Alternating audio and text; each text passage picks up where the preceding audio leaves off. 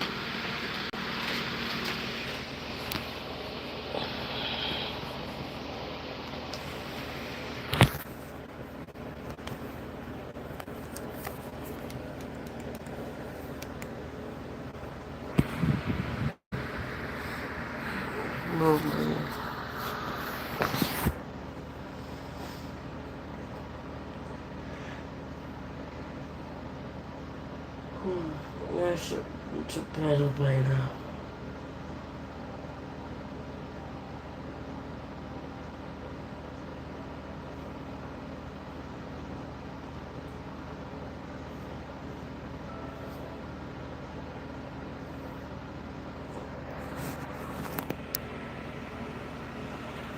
If anyone is watching the stream, please make yourself known.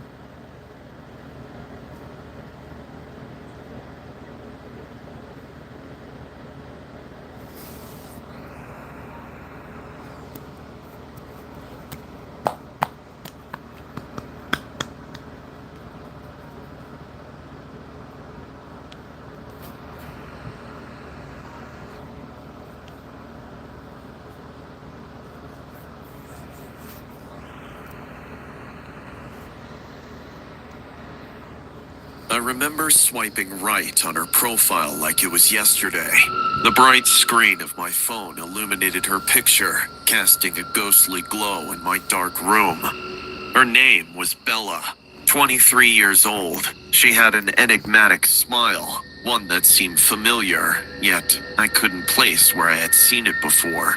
Bella was the epitome of ethereal beauty, a mesmerizing blend of grace and allure. Her eyes were the most striking feature, large and expressive, shimmering like pools of water under the silver moon. They held a depth that seemed almost otherworldly, captivating anyone who dared meet her gaze. Her long hair cascaded down her shoulders in luscious waves, the color of midnight, a stark contrast to her fair porcelain skin. It framed her face perfectly, highlighting her high cheekbones and the delicate curve of her jawline. Her thin lips were curled into a subtle, enigmatic smile, her figure slender and tall. Every aspect of her appearance was harmonious, creating an aura of elegance and an undeniable magnetic pull that was impossible to ignore. Her bio was intriguing, but vague. Just a quote from a famous poet. She was really into true crime documentaries, preferred to Netflix and chill, and had a thing for good food. I felt drawn to her, somehow wondering if I have come across her before. After a few exchanges of witty banter and I'll only say the flirtatious cursive number if I find a streaming during a stream. I'd never been there before, Only but the during name a sounded stream, oddly familiar. not As I after or approached the before bar, a a stream. strange sensation washed over me. The neon sign flickered, casting a surreal light on the pavement. It felt like I was walking into a scene from a movie that I had seen long ago, a sense of déjà vu that I couldn't shake off.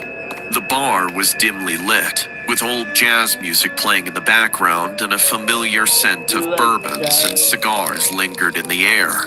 The atmosphere was intimate, almost too perfect. She was already there, seated at a corner table, her eyes reflecting the dim lights. As our eyes met, a shiver ran down my spine. She was even more captivating in person, her presence both alluring and somehow unsettling. We hit it off immediately. Conversation flowed effortlessly, as if we had known each other for years. Her laughter was infectious, and her stories were fascinating, yet they tinged with an eerie familiarity. She spoke of places she had visited, books she had read, and her love for old horror films, many of which were my favorites too. As the night progressed, she made casual remarks that sent jolts of recognition through me. She mentioned a book I was currently reading as if she knew it was on my nightstand. She referenced a horrific dream, exactly like the one I had a week ago, a chilling nightmare that I hadn't shared with anyone. Each coincidence was more bizarre than the last, blurring the lines between reality and something otherworldly. When I finally gathered the courage to ask her about these strange coincidences, she was quick to brush off my question with a smile. But then she dropped a tantalizing prospect. She invited me to her place. By then, the drinks had clouded my judgment, and her sheer allure was irresistible. I agreed, but I could not have fully understood the gravity of my inebriated decision. The drive to her place was a blur. The streets were empty and the night seemed unusually still, as if the world was holding its breath. If you're doing things like selling products, driving for a rideshare company, or working was holding its breath. But when we arrived at her apartment, a chilling realization dawned upon me. I had been there before. The layout, the particular painting on the wall, the shaman rugs with weird symbols, even the way the door creaked as it opened. It was all too familiar. She was quick to lead me to her bedroom and close the door behind her. She leaned in to kiss me on my cheek before excusing herself to fill us some wine. But as soon as I was there and saw a particular book on the top of her desk, I froze. Dark Magic of the Amazons. And in that moment, the deja vu, the dreams, the nightmares, they all made perfect sense. My memories flooded back in fragments, disjointed and hazy. I remembered swiping right on her profile, but that was not yesterday. It was the day before. The same bar, the same conversations, the same eerie coincidences. I had lived this very night the previous day as well. But there was something more, something sinister that I had forgotten. My heart raced as I recalled the chilling discovery from the previous night that I had spent at that place. I had seen her slip something into my drink, an act overshadowed by the horrifying sight that followed. In her kitchen, amidst the normalcy of utensils and herbs and Indian spices, lay a collection of knives like one I had never seen before. It made sense to me later that they were not meant for cooking, but for something more gruesome. And then I had come across the bones in her trash, human-like, scattered carelessly, which she had nonchalantly explained were for her dog. Whatever she had spilled into the drink last night was slow to take effect, because in that moment, I recalled saying to myself, "There's no dog in this apartment." Panic had surged through me as the truth dawned. She wasn't just a strange woman from Tinder, she was dangerous.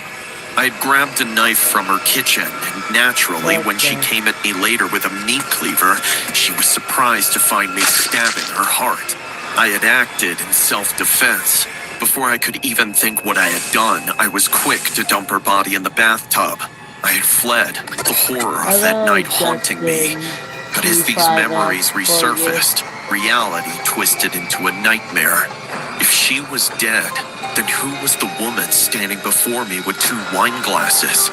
I excused myself to the bathroom, hoping to make sense of the chaos.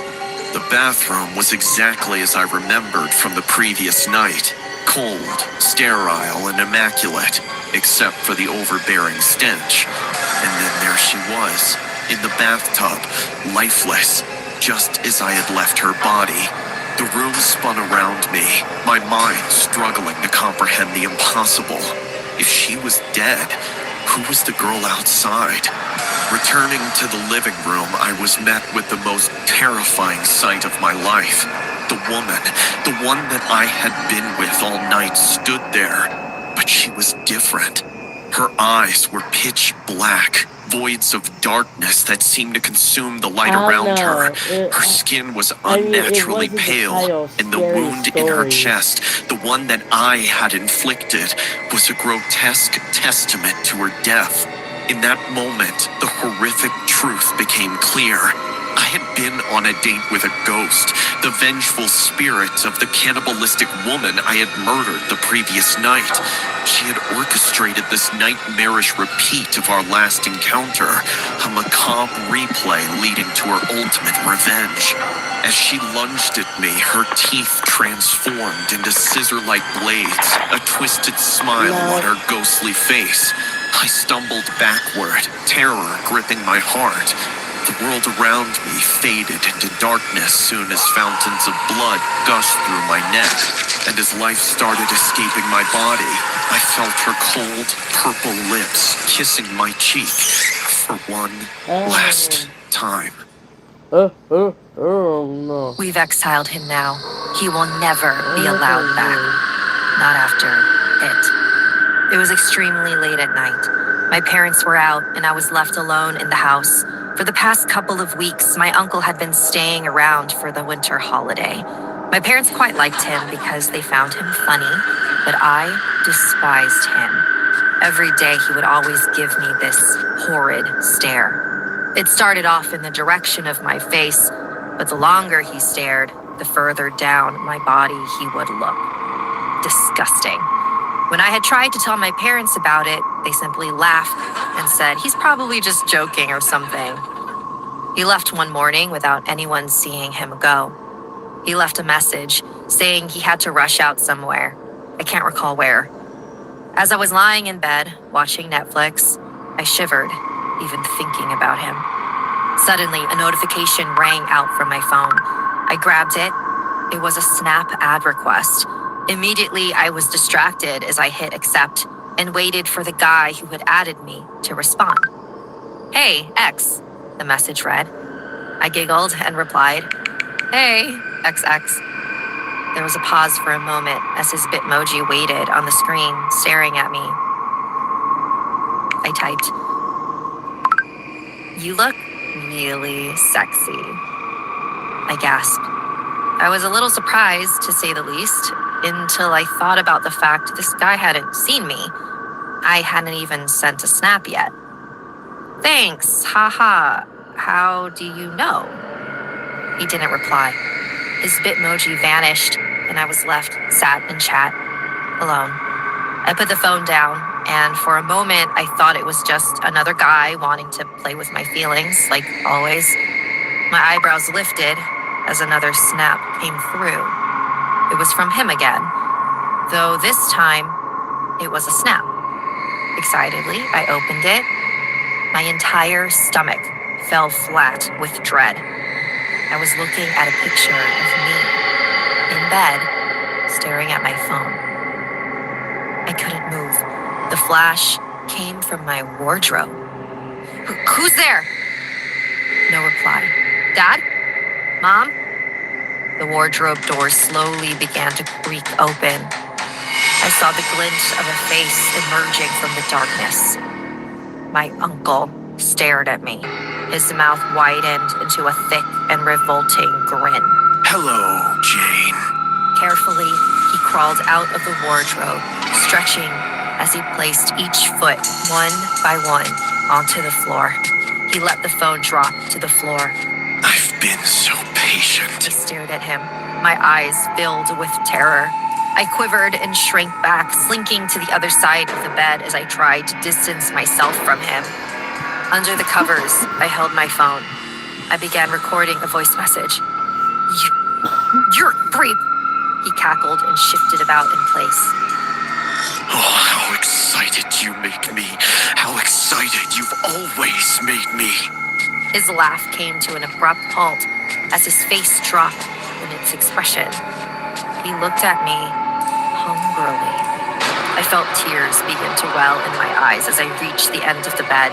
I had to stand up. As I left the safety net of my covers, I swept back until my spine touched the wall. He smirked. Where do you go now, Jane? He began reaching into his pocket. "Don't!" I shrieked. He ignored me What the and hell continued to you mean, stare as he Sri inched Lanka? towards the bed. Wait, no, Soon enough, asshole. he reached it and clambered on top, Alright, moving slowly, my carefully as if son. to not disturb me. His hand stayed in his pocket, locked in, waiting. 2 days, Jane. I've been waiting 2 days in that bloody wardrobe, but I did it for you. Can't you see that? I kept seeing hers ads. I finally I tried don't it. know. I One, don't like is the this price ad. really what they I say? don't like Yes. this Wait, ad. Can't you see that? My skin rippled with fear as I imagined him watching me sleep those 2 nights, watching me change. Vile. Get away! I screamed at him as he climbed down from the bed. He stood in front of me. For a moment, he said nothing, only staring at me as I shrank down onto the floor, petrified. Suddenly, something snapped in him. Don't you dare speak to me like that, little girl! He grabbed me by the arm and hauled me upwards. He then threw me to the ground and cackled as I tried squirming away. He loved it. I almost made it to my feet when he stomped on my back, pushing me down against the floor. Now, Jane, let me show you why you should have stayed silent. Wretched little... The noise of the door opening downstairs cut him off. Both of us swiveled our heads to my bedroom door. Immediately, I screamed with all the capacity of my lungs, wailing for my parents to come and help. In an instant, the sound of footsteps came stampeding up the stairs. A tear drooled from my eye. I was safe. I was silenced soon after with a sharp pick to the head. I woke up what felt like hours later. My parents had asked me what had happened, why I was lying on the floor unconscious, and why the window had a gaping hole in it. I leapt into their arms and grabbed my phone. The voice message had recorded everything. As I showed it to them, my mom fled out of the room, tears draining from her eyes as she vomited in the bathroom. My dad, on the other hand, visibly enraged, sprinted to grab the landline. The police arrived around 30 minutes later. My parents showed them the voice message, the smashed window, and the quivering child, me. They then went through and asked each and every one of the family if they had seen my uncle. None of them knew where he was. To this day, we don't. He vanished the morning he originally left. Since then, I have forever remained damaged. I don't trust any man in my family other than my father, and my wardrobe has been demolished and removed from my room. Yet every night, I check everywhere. Who knows? He might be hiding again. Oh, hold up. Hello? The moment I stepped back into my hometown, the air felt different, heavier, as if saturated with unspoken accusations and fear. My name is John, once just a common name, which had now become a synonym for something dark and sinister. Growing up, I was the nicest guy one could meet, and then one day, I had joined the League of People like Ted Bundy and Ed Kemper. Netflix even did a popular true crime series about me some time back. I hadn't seen it, but I was told it became really popular. People on the streets in my hometown glanced my way with a mix of curiosity and fear. Mothers pulled their children close, and whispers followed me like a shadow. The weight of my past was a tangible force pressing down on me. I found myself drawn to Freddy Fazbear's Pizzeria. The place was a decaying husk of its former self. The vibrant colors had faded, and the laughter that once filled the air was now just an echo in my mind. Shattered windows covered in dust and grime stared back at me like hollow eyes. The walls were canvases for strange graffiti, symbols that seemed to hold some dark meaning I couldn't decipher. Pushing open the door, a chorus of creaks and groans greeted me, as if the building itself was lamenting its fate. The inside was a time capsule, a snapshot of the day my life changed forever. The sight of the main stage brought a rush of memories, each one a sharp jab to my heart. It was there, in the spotlight of joy and innocence, that a child's life had been tragically cut short, and I was there. I sat on the edge of the stage, the silence around me oppressive. The dust in the air danced in the slivers of light piercing through the broken windows. In that solitude, a tear escaped, a silent testament to the injustice, to the years stolen from me, and the innocent life lost. Exploring the pizzeria was like navigating through a haunted maze. Each corner held shadows of laughter and screams, each room a story untold. The animatronics, once the stars of the show, now stood as grotesque sentinels, their peeling paint and lifeless eyes a mockery of their former glory.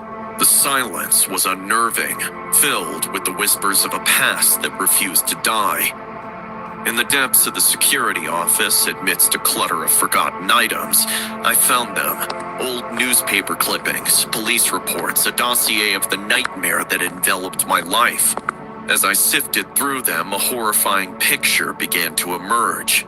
The pieces of the puzzle were fitting together, revealing a truth more chilling than I had ever imagined.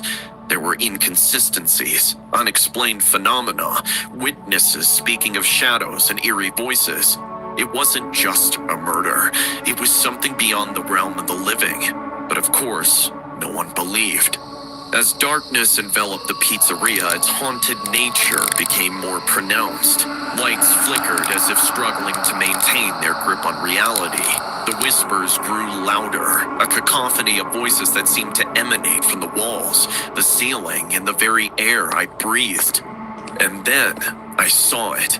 The animatronics seemed to twitch and move in the periphery of my vision. It was impossible. The place had been closed for decades. I had wondered if whatever sinister was at play that night would still be around. It seems like it never left. Then came the voice, a sinister whisper that cut through the chaos, as it said, "John the Ripper." The nickname, a cruel reminder of the false identity forced upon me, echoed through the halls. The next moment, I was seeing visions play out before my eyes.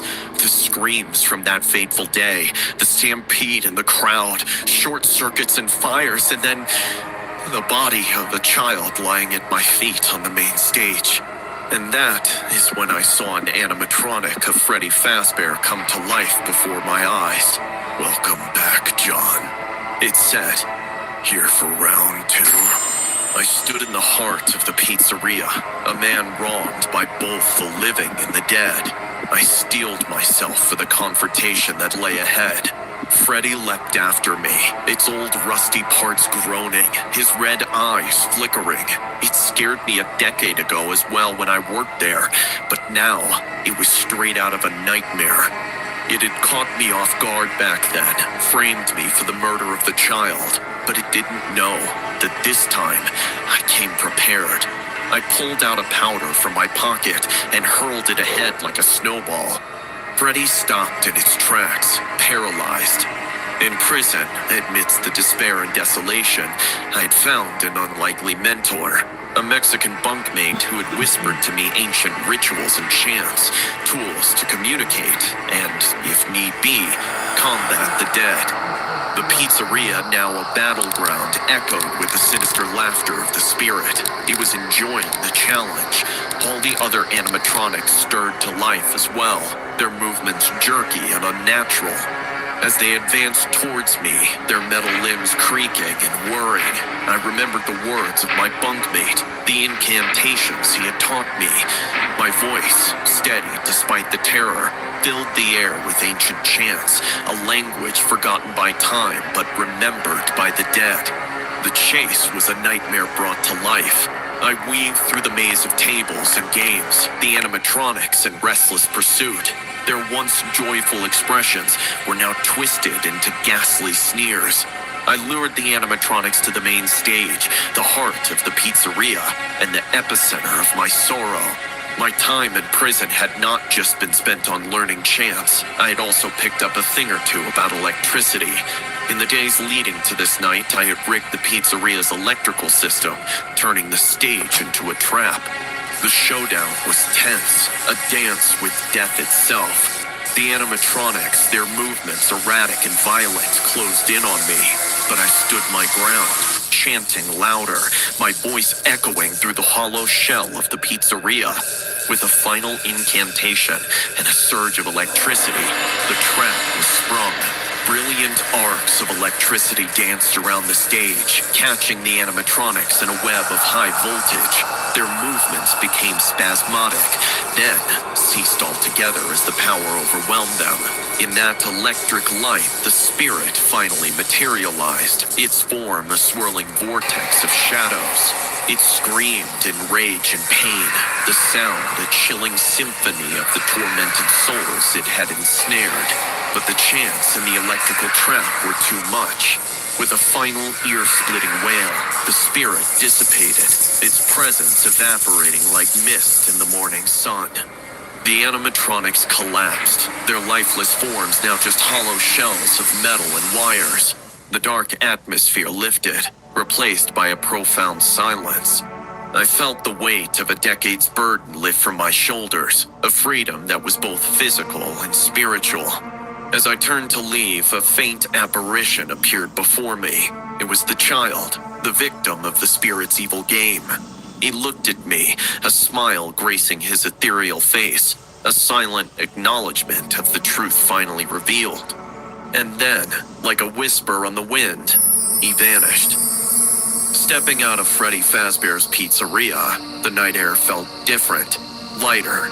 The stars above shone a little brighter, a silent testament to the justice reclaimed. I walked away from the pizzeria, my steps unburdened, a man freed from the chains of an unjust past and a haunting present.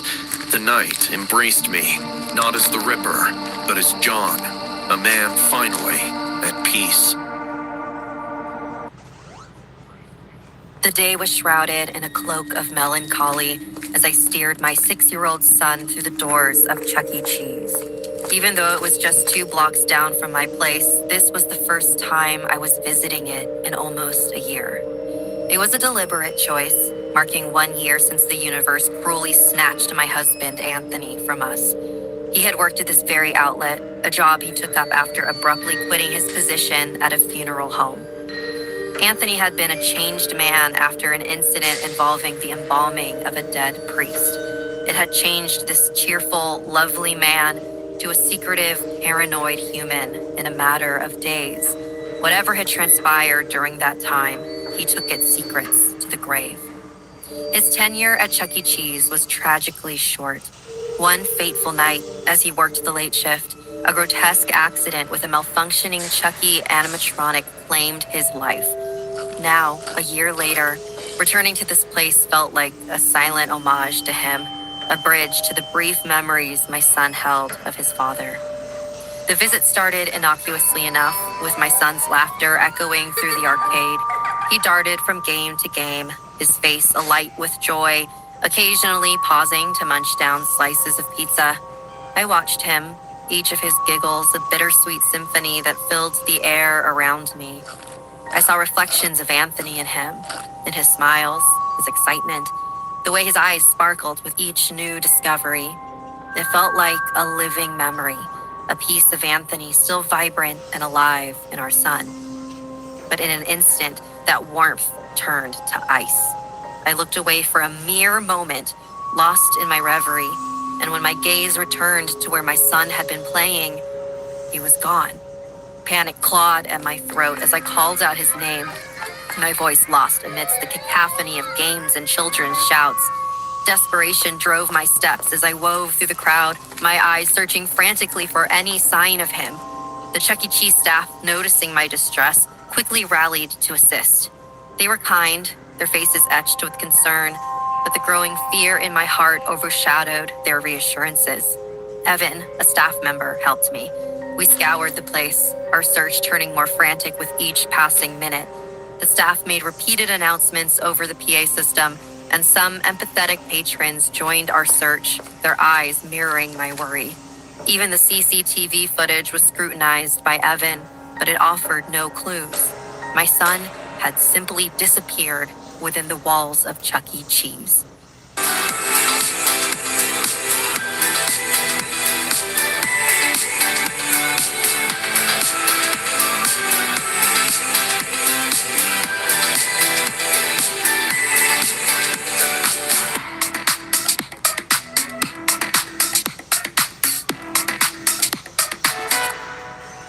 Warning, this product contains nicotine. Nicotine is an addictive chemical. Appeared within the walls of Chuck E. Cheese. As the place began to empty, the atmosphere thickened with an eerie quiet. It was then, in the dimming light and the fading echoes of the day's joy, that Evan made a chilling observation. There were 5 animatronics, a mainstay of Chuck E. Cheese, at that outlet. But when Evan counted, he came up 1 short. One of the life-size Chucky figures was missing. Our search became more targeted, leading us behind the scenes to the staff-only areas where remnants of joy gave way to silent corridors and locked doors. And then, breaking the stillness, we heard it. The unmistakable sound of my son's laughter. It was coming from behind one of the locked doors. We called out to him, our voices tinged with both relief and fear. He didn't respond. The laughter continued, haunting sound that seemed out of place in the deserted back rooms. Evan, sensing the urgency, shouldered the door open with a forceful push. As the door swung open with a resounding crash, we stepped into a scene that was as surreal as it was chilling. There, in the middle of the room, sat my son. He was cross-legged on the floor, his back to us, engaged in what seemed like a conversation with an animatronic Chuck E. Cheese. The room was unlike any other part of the establishment. It was smaller, almost claustrophobic, with walls adorned with pagan symbols and cryptic drawings. Candles flickered in the dim light, casting eerie shadows that danced across the walls. The air was heavy, saturated with a sense of foreboding that made me shudder. "Honey?" I called out tentatively, my voice a mix of relief and dread. My son turned his face, lighting up upon seeing me, but there was a strangeness in his eyes that I couldn't place. "Mommy! Daddy was talking to me through Chucky!" he exclaimed, pointing at the animatronic figure. His words sent a cold shiver down my spine. Anthony? Speaking through an animatronic? The animatronic itself was unnervingly still, its painted eyes staring blankly ahead. It was a grotesque parody of the cheerful mascot, its presence in the macabre setting a twisted mockery. As I moved to pick up my son, the animatronic's head suddenly turned to face me. Its mechanical voice, unnaturally cheerful, rang out. "Hi, Susan! You look gorgeous as ever!" I froze, my heart pounding in my chest. This was impossible, yet the familiar use of my name, the tone, it was unmistakably Anthony's, but how could that be? The animatronic, now animated with a life of its own, began to speak in Anthony's voice. It told a tale that was as heartbreaking as it was horrifying. Anthony had been haunted by the spirit of the dead priest he had embalmed, driven to set up this secret room for communing with the spirit.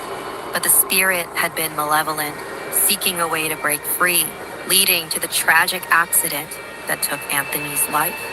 Now, as a spirit himself, Anthony had found a way to communicate through the animatronic, waiting a year to speak to our son.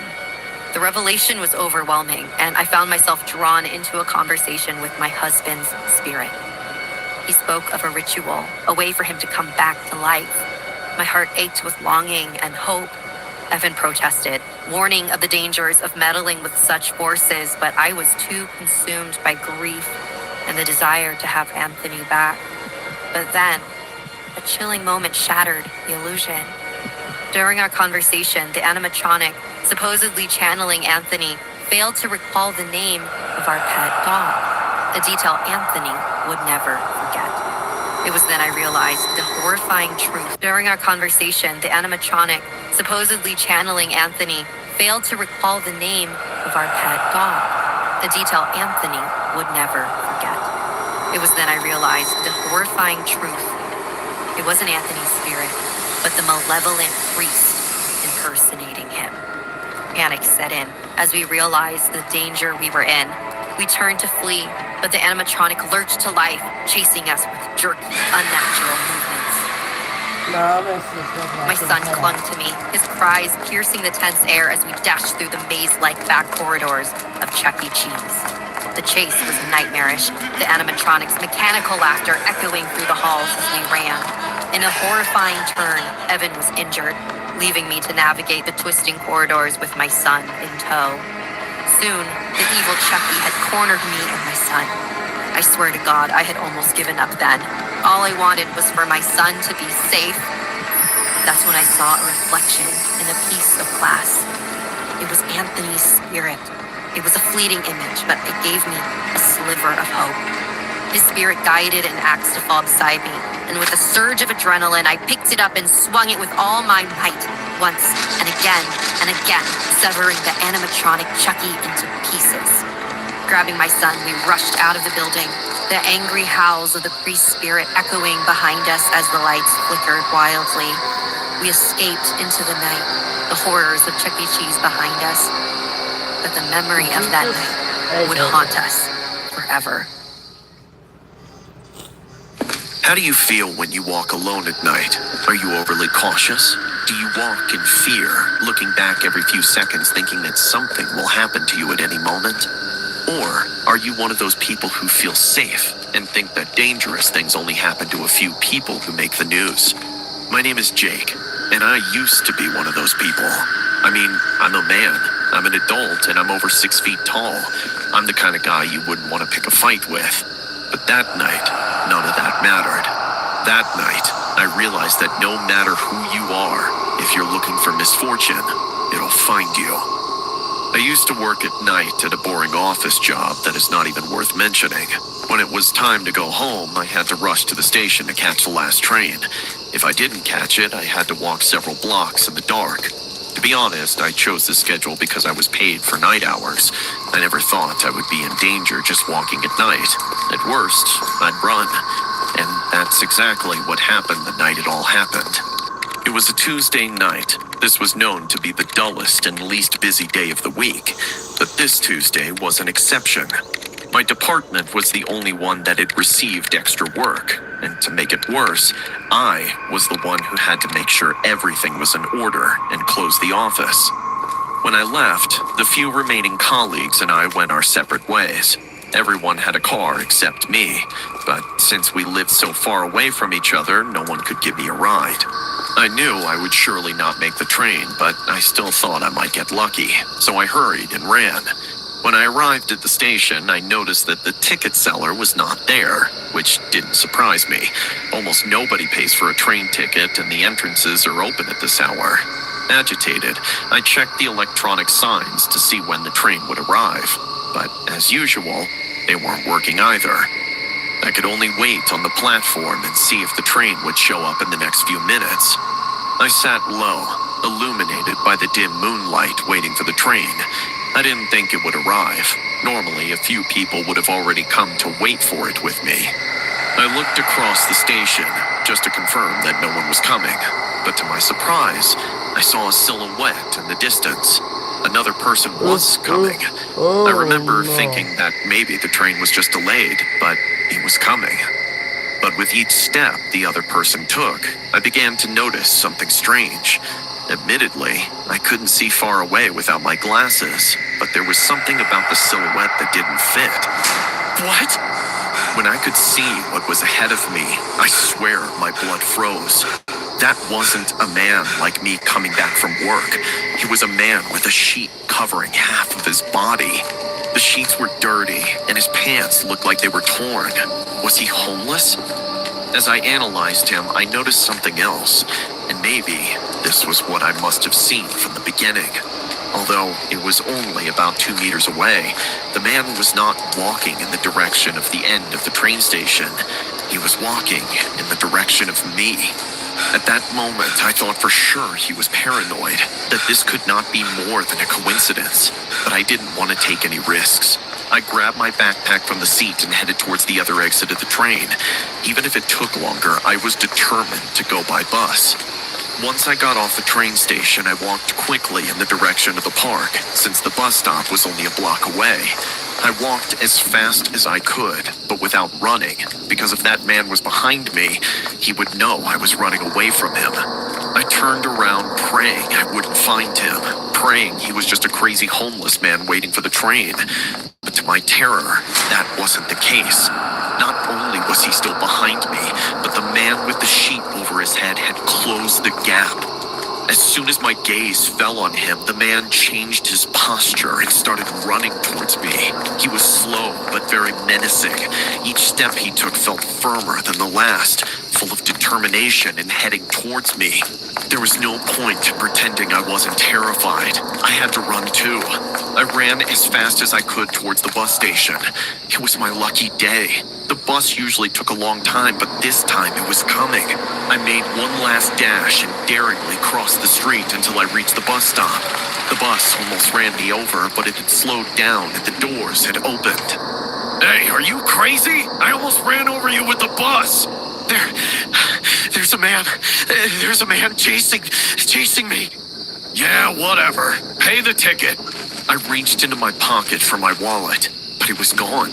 I checked all my pockets and my backpack. It was gone. Sir, I can't find my wallet. It's an emergency. Could I pass without paying? Oh, so that's how it goes, is it? Get off my bus now! Sir, you don't understand. There's no one out there. Either you're insane or you're doing all this to get out of paying the fare. Whatever it is, get off my bus, now! I looked around and got off. Normally, I wouldn't have done that, especially in a situation like this, but the man in the sheet didn't seem to be around, and I recognized in this man's eyes that he was furious. As soon as the bus left, I was alone once again, or at least, I thought so, because from the street, behind where the bus was, he came out once again, that terrifying man with the sheet on his head. Paralyzed with fear and unable to escape, the man stood next to me, walking slowly towards me. I stood against the wall, and when he came face to face with me, he stretched out his hand, trying to give me something. Hey, this is your wallet. You dropped it at the train stop. I looked down, and it was true. That was my wallet. I could see it still had money in it. Was this the reason the man was behind me? Oh, thank you very much. Once I reached out to grab my wallet, the man jumped out and grabbed my arm. With the other hand, he pulled off the sheet and stuck his face to mine. It was horrible. His face was totally deformed. This man was not only homeless, but he had suffered a terrible fire that had taken his face. It was the only possible explanation. Suddenly, the man put a hand on my side so that I couldn't escape. With the other hand, he grabbed me by the neck and pressed me even more against the wall. Once he was satisfied, he threw me to the side. My only impulse was to run and run in any direction of my house, crying and disgusted by what had just happened. As I ran, I could see the man standing in the same position. He didn't try to chase me. He just stood there, laughing and looking at me. That was the last time I was reckless enough to go back alone at night. And the next day, I asked for a shift change at my job. No more night shift. I still can't explain what happened that night, but on reflection, there really isn't much of an explanation. I was just the victim of a perverse and sadistic man who saw prey in the night. I still remember him laughing in the distance, being satisfied with the fear he caused me, and I wonder what would have happened if he had wanted to do more than just scare me, and how helpless I would have been in front of him. During spring break, I got into a habit of speaking with strangers on Omegle. I hail from a small city and don't have much of a social life, so the idea of speaking with strangers from across the world seemed captivating to me. That's how I came across Natasha. There was something captivating about her. It wasn't just her beauty, which was undeniable, but the way she spoke, her lively gestures, and that infectious smile. She leaned against a plain beige wall, its monotony a stark contrast to her vivid persona. Our conversation flowed effortlessly as well, traversing through a myriad of topics. She had an opinion on just about everything, from the intricacies of modern art to the complexities of astrophysics. and her insights were as enchanting as her laughter. But amidst our engaging dialogue, something peculiar kept happening. Every few minutes, Natasha's eyes would dart to her right, her animated expression freezing momentarily. It was like a glitch in reality, a brief interruption in an otherwise seamless stream. The first time it happened, I assumed it was just a distraction, something off camera catching her attention. But as our conversation progressed, these pauses became more frequent and more pronounced. I tried to ignore it, focusing instead on the charm of her conversation. But the interruptions grew increasingly unsettling. It was as if she wasn't just looking at something or someone, but rather responding to an unseen presence. Each pause was followed by a slight change in her demeanor, a subtle shift from relaxed to slightly tense, as if she was under some unseen pressure or something. Driven by a mix of concern and curiosity, I finally broached the subject. "Hey, is someone there with you?" I asked, attempting to keep my voice light. My mind, though, was swirling with possibilities. The question seemed to trigger something. Natasha glanced to her right again, but this time, the pause was longer, more deliberate. It looked like she was paralyzed for a few seconds. She looked back at the camera, and the usual warmth in her eyes had been replaced by a palpable sense of fear. Her voice, once lively and confident, was now a hushed whisper, trembling with underlying dread. "No one," she said, but the way she said it, it was as if each word was a struggle, a fight against some invisible force. Before I could react, she abruptly ended the chat. The screen went blank, leaving me staring at my own confused reflection in the darkened monitor. I replayed the conversation in my mind, each of her pauses now taking on a more sinister tone. Who or what had she been looking at? Was she in danger, or was it all just an elaborate act? For days, the mystery of this Omegle encounter with Natasha haunted me. Her face would appear in my dreams, always turning to look at something just out of sight, her expression morphing from joy to terror. I scoured the internet, doing my best to try to find her again. But it was as if she had vanished into thin air. Then, unexpectedly, I came across her again.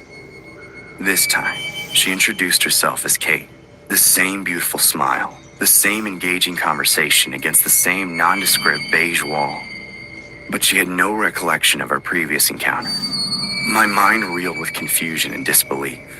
How could she not remember? We had shared a connection, or so I had thought. I tried to convince her, recounting details of our previous conversation, but she looked at me with genuine bewilderment. Doubt crept into my mind. Had I really spoken to her before, or had my mind played tricks on me somehow? But then, just like before, she paused mid-sentence, her gaze shifting to the right, her face going blank for those agonizing 5 seconds. The familiarity of the action sent a chill down my spine. The same inexplicable pause, and the same subtle look of fear when she resumed. It was exactly the same. It was more than a mere coincidence. It was a pattern, a disturbing repetition of the same eerie behavior. As the realization of the situation's gravity sank in, my mind raced with theories and questions. Was this a case of mistaken identity, or something far more sinister? Determined to uncover the truth, I decided to take a more proactive approach. We continued our conversation, me feigning normalcy while my brain worked overtime. I was careful not to alarm her, or whoever might have been watching her. Excusing myself for a moment, I grabbed a pen and paper from my desk. My hands trembled as I scribbled my first question, my heart pounding against my chest. Holding the paper up to the camera, I tried to keep my expression neutral. The note read, "Is someone watching you? If yes, fake a sneeze." I watched her face intently, looking for any sign of recognition or understanding. For a moment, nothing happened, and I feared my attempt might be in vain. But then, she sneezed. It was subtle, almost too perfect, but it was a response. A mix of relief and horror washed over me. She was in trouble, and someone was indeed watching her. I quickly wrote another note. "Can he harm you?" Once again, I held it up, my eyes locked on the screen. She sneezed again, her eyes briefly meeting mine with a look that conveyed a silent plea for help. My mind was racing. I needed to know more, to understand the extent of the danger she was in. I wrote another question, my hand shaking. Can he kill you? I held the note up, feeling like I was in some twisted game of charades where the stakes were life and death. This time, when she sneezed, a single tear rolled down her cheek. The sight of it shattered any remaining doubts I had. She was in mortal danger, and I was helplessly watching it unfold through a computer screen. Suddenly, the camera shook violently. It seemed as if the person behind the scenes had realized something was amiss. I heard muffled sounds, a struggle perhaps, and then the camera lifted, giving me a brief, chaotic glimpse of her surroundings. My heart stopped. The room she was in was a mirror image of my own. The same beige walls, the same bed with its distinctive headboard. Even the curtains matched mine. How was this possible? Had someone recreated my room in another location? The familiarity of it was all disorienting, making me question my own reality. Then, the camera turned, and I was faced with the most horrifying sight yet. The man holding the camera, the one who had been watching her, turned it to reveal his face. It was my own face staring back at me. Not just a resemblance, but an exact uncanny duplication. His smile was grotesque, twisted in a way that my own face had never been. It was a demonic grin, one that spoke of malevolence and insanity. The eyes, though, identical to mine, held a darkness that was otherworldly. A stark contrast to the familiar features they were a part of. Panic and confusion overwhelmed me. Was this some sort of doppelganger? A twisted twin I never knew I had? Or was it something more supernatural? A demonic entity that had taken my likeness for some nefarious purpose? As these questions swirled in my head, the screen went black. The connection was lost, leaving me in a state of shock and disbelief. I sat there, staring at the blank screen, my mind struggling to process what I had just witnessed. The image of the demonic version of myself haunted me. A chilling reminder that somewhere out there, something wearing my face was doing unspeakable things. The fate of the woman, Natasha or Kate, whoever she was, remained unknown. A tragic mystery wrapped in a nightmarish enigma. Who was she really? And who or what was the being that shared my face? And it was then that I heard a demonic voice coming from my room. A voice that shook me to my bones. Are you going to join us? If you have a dog or cat, listen up. As a proud cat daddy, this is my #1 hack for pet parents. Spot pet insurance. It's crazy simple and easy and only 3 steps. Go to the vet, submit your bills, get reimbursed. That's it. You have to focus on their care, not the cost. But do yourself a favor, have a safety net.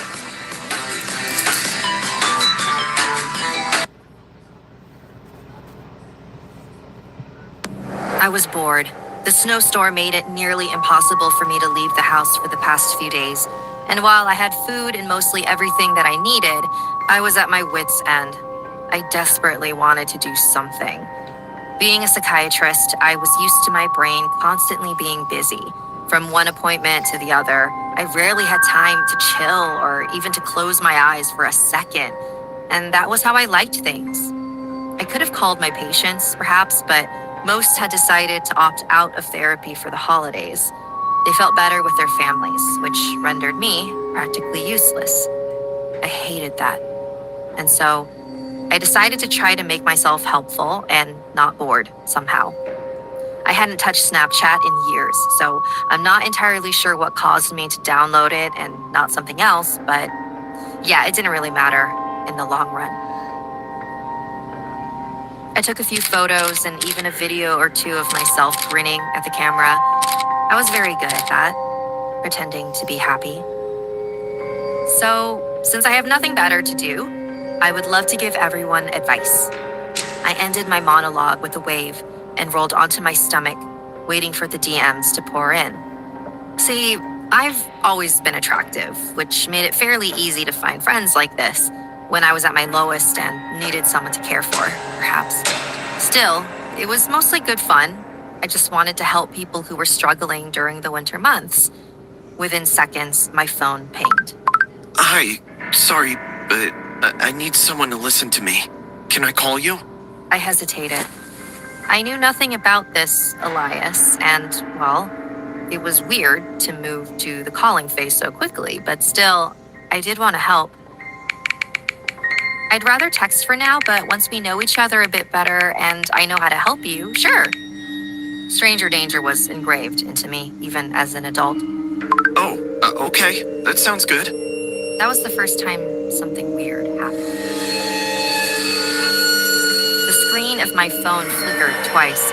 Colors drained from the messages right in front of my eyes. I was staring at my inbox in black and white.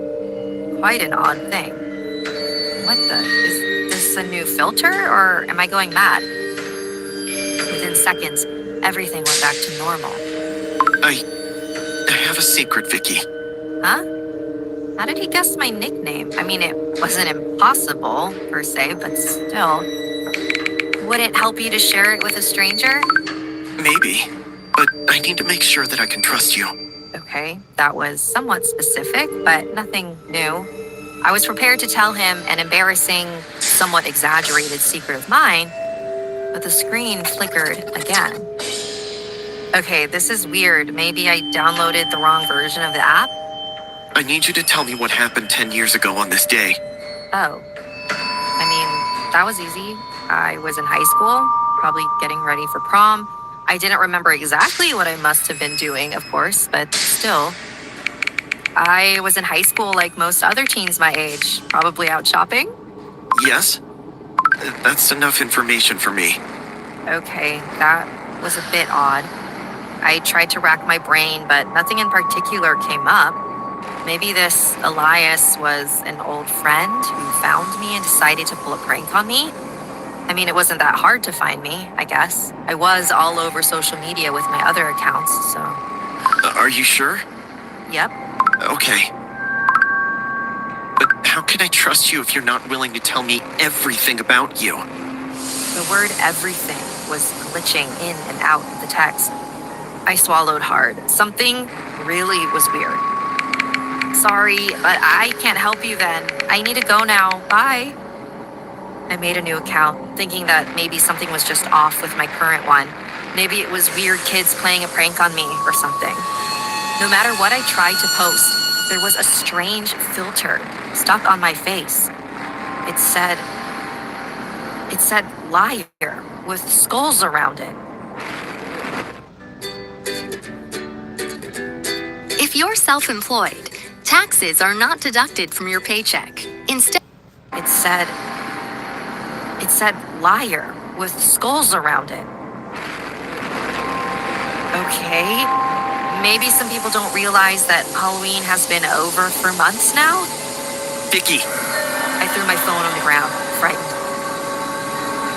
A distorted voice, quiet but almost familiar, came from my phone. Where had I heard it before? Wait, Elias? You remembered me? Good. I'm glad. What? But no, that can't be. I quivered in my seat. I knew there was no way, and yet... I want you to write a post about how much you hate everyone. Embarrass yourself in front of all your friends. Excuse me? Now, I will tell everyone what happened 10 years ago. You do remember, don't you? Memories rushed to me. Ones of laughter, snow, and pain. Was it really 10 years ago? We were kids, Elias. We didn't mean it. And yet I did everything he told me. He told me to take pictures with my old stuffed toys, pretending to be a kid. I did it. My online friends asked me if I was all right. I told them that I was just feeling a bit homesick. He told me to feign a fit and curse out the pizza delivery guy in our town. Rumors spread across the internet about the rude chick who shouted at the poor guy who was just trying to do his job. Elias would ask me to do something, and I would do it. I had no choice. I begged him to just let me go. I tried to convince him that it was time for his soul to rest, but when I said that, my phone overheated, burning my hand. It was all just a game to him, and yet I did everything. You won't tell anyone, right? Please, you know that I didn't mean it. I know, and I won't. I felt relieved. I knew that what I'd done 10 years ago was wrong, but I didn't want anyone else to know. It was a prank anyway. It wasn't my fault that Elias... But you will. I can't believe I'm doing this, but it's been over 10 years. I need to come clean about what happened to Elias Smith.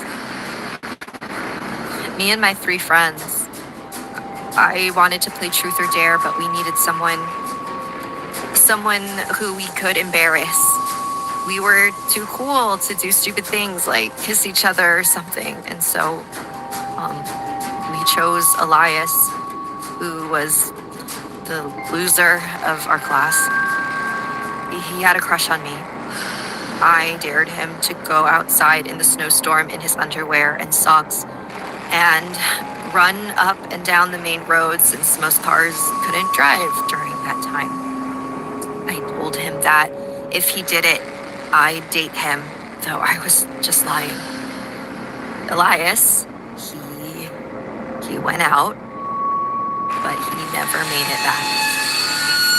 To this day, he's missing, and we have no idea what had happened to him. I'm sorry, Elias, I really am. I became a psychiatrist to deal with this, to help people who were like you. But all I've ever been is a big hypocrite, a disgusting bully. And now you've taken everything from me. Are you happy? I've been at this job for over 20 years now, and never have I experienced anything as ghastly as this. Sure, there's been times when being a trucker you have to sleep in risky spots, places where you might not normally want to park up for the night, but the law doesn't give you that choice. This story, it's a memory I hold close, not because I'm fond of it, but because of what it reminds me of. Since it happened, I plan out every route down to the minute, to the very meter of road ahead. Since then, I found myself sleeping in much safer places. Some could call it a blessing in disguise. I call it trauma. 2 years ago, I was driving along my delivery route through a 30-mile stretch of a tunnel of nothing but trees and darkness, when all of a sudden I realized it had been just over 3 hours and was coming up to the 4-hour mark. Legally, I had to stop and rest on the 4th hour, and I wasn't planning on taking the risk of having my trucker's license removed. Besides, I'd had worse. At least, that's what I thought. I was so naive. Soon enough, as I was just minutes from the 4-hour mark, I spotted a small lay-by on the road ahead. As I turned into it, I was filled with joy to see that it opened out into a small little field. I drove in. I was setting up for the night, brushing my teeth and whatnot, when I heard the rumble of an engine come rumbling down from the road. The stream I was brushing my teeth at was just by. My truck was sat just a couple of meters behind me. As the bright lights of the oncoming car grew closer, I became suspicious of it. It had rapidly slowed down whilst driving beside me. I stared at the blacked out windows as it crawled on past me. I spat out my toothpaste and hurried back inside the confines of my truck, closing the door only when I had seen it disappear behind the tree line. Once I shut the door, I did the traditional trucker thing and tied the seatbelt around the door handle for extra security. It's a tried and tested trucker method of keeping yourself safer in sketchy areas. Tried and tested again that very same night. After pulling all the curtains closed and in deep need of some rest, I crawled into bed, pulled the covers over me, and in seconds I was fast asleep. I awoke what felt like moments later. Although I was disoriented by the sudden interruption, I could make out the soft trudge of footsteps circling around to the front of the truck. They stopped right outside the door. I froze for a moment, whether in terror or anticipation, I didn't know yet. Bang! Bang! A booming noise shook the entire truck as I stumbled over and off my bed. Bang! Bang! The noise grew louder and more intense as I hurried to put on my boots, my hands trembling with fear as I tried and failed to tie the laces. Who's out there? No response came. Better get out of here before I call the cops! The warning did nothing. The banging only grew fiercer. Someone or something was trying to break inside. I darted over to the seat and shoved the keys into the ignition. The truck buzzed to life, and through the curtains, I saw the front lights beam across the field. I'll run you over, boy! Now get off my truck! I shrieked as I threw open the curtains. In just a moment, I saw the figure of a man dressed in all black sprinting away. He was holding a hunting knife the size of my arm in one hand and a hammer in the other. I looked towards where he was running. A black car sat over in the far end of the field. As I went to pull up, I watched in horror as the man swiveled around. He was grinning. My skin rippled as he began dangling the knife in front of his face before his entire expression went numb. And he stood there, glaring at me as I drove away. I opened my window and shouted at him. Try that again and I'll gut you! His head cocked to the side. He suddenly burst into a sprint. Whilst bolting towards me, he began wailing and shrieking as he waved the knife and hammer around sporadically.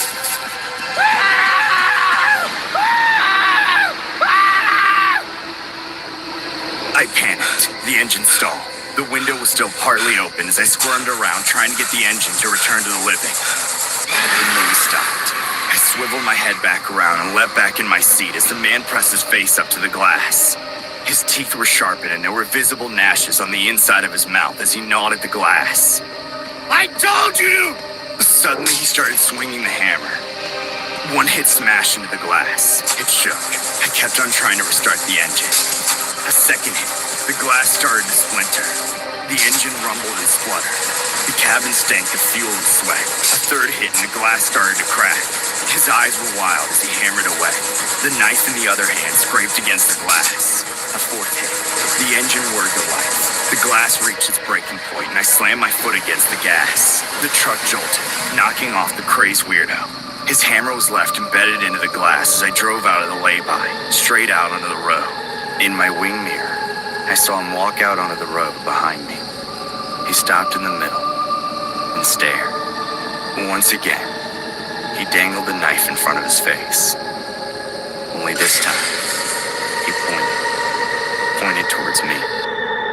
Ever since, I have my routes planned, and in the rarest case that kind of demon tries attacking again, they will be met with God's fury, and now keep a loaded rifle under my bed.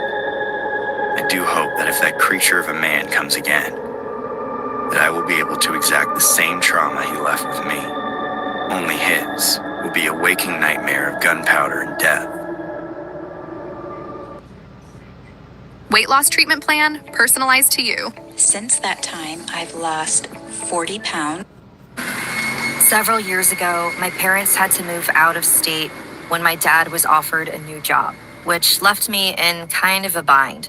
I was currently enrolled in college, and I didn't want to quit and move with them. So I needed to find a job that worked around my school schedule and still gave me enough money for rent. This left me only one option: taking a job as a night stocking position at the local IKEA. The job seemed relatively straightforward: scan an item and put it on the shelf. It wasn't exactly rocket science. For the first 3 weeks, I worked the swing shift while I trained. On the fourth week, I was switched to nights. I was surprised to find out when I arrived that there would only be 2 of us working the night shift, me and my supervisor, Nick. I had worked with Nick briefly before, but never directly. He was about 10 years older, and his wife just had a baby, who we talked about obsessively. After 20 minutes of listening to Nick in the break room talk about diaper changes, he sent me to work stocking LED light bulbs in the lighting area. I noticed the Snickers bar sitting on one of the break room tables. I had forgotten to bring a lunch, so I grabbed the candy bar and shoved it into my pocket, thinking that someone left it there to take. At first, being in the dark store was kind of creepy, especially when you're alone. I kept seeing strange, shadowy images lingering around the store, which usually turned out to be nothing more than displays. It's amazing just how much a floor lamp behind a bookcase looks like another person. To get my thoughts away from just how quiet the store was, I decided to use my headphones and focus on my job. Sometime around 1 a.m., I noticed a light flash behind me, like someone had walked past and blocked one of the lamps. I removed my headphones, listening to the store in case Nick was calling for me. The area was eerily silent. Where's my damn Snickers bar? I heard someone whisper. Nick? After a few minutes of silence, I decided it was my imagination and put back my earbuds. Halfway through the box of light bulbs, my bladder felt like it was going to explode, a serious downside of drinking a gallon worth of Mountain Dew to stay awake. I looked around to tell Nick where I was going, but there was no sign of him. Nick! When he didn't respond, I figured he was on the other side of the store and wouldn't notice I stepped away. In the hallway leading to the bathrooms, I kept hearing Nick muttering something in the picture aisle. He was talking so low, I couldn't exactly make out what he was saying. Hey Nick, is everything okay? I listened, but didn't hear a response. I would have waited for him to say something, but I really needed to go. The lights were on inside the women's restroom. For some reason, the restroom felt even colder than inside the store. One of the faucet's hot water handles was turned on to full. The sink's drain had been blocked with paper towels, allowing the water to fill up the basin. Steam rose from the sink, creating a cloud of moisture against the mirror. How strange. I turned off the faucet. Then I realized the light was on when I entered. The company had installed lights that turned off if no one was using a room, so that meant someone had to be inside. Then, I also realized that if the water had been running since closing, the sink would have flooded the restroom by then. None of which occurred to me until after I was doing my business in one of the stalls. That's when I noticed a pair of black tennis shoes standing in front of the stall. Panic gripped my throat, causing me to cough. Nick, is that you? The shoes disappeared. Then I heard the woman's bathroom door open and close. I quickly cleaned up and ran out of the restroom. As I hurried out of the hallway, I ran directly into Nick. Were you just in the women's bathroom? What? No. Why would I be in the girls' room? Nick asked. I looked down at his shoes, which were covered by protective booties. I could have sworn... Never mind. What do you need? I want to tell you it's time for a break, but it looks like you were on one already. Nick accused. Yeah, I ran to the bathroom. I paused, hearing one of the displays scraping against the tile floor. Did you hear that? Hear what? Nick asked, scanning the room. Probably a small earthquake. Then, the sound of boxes tumbling on a shelf caused Nick to jump out into the main aisle. Who's there? Grab me something I can use as a weapon. Nick demanded, motioning to the shelves behind me. We were in housewares, and the first thing I found that looked like a weapon was a ladle. I handed it to Nick, who held it out in front of him to use as protection. Seriously? I shrugged. Would you rather I hand you a pasta spoon? Whatever. Stay here and call security. I'm gonna go see who it is. Nick ordered. But I started to protest, but he already started walking away. How do I call security? The glass jar flew through the air, missing my head by mere inches as it crashed against the shelves behind me. Where's my damn Snickers bar? A low, grumbling voice growled.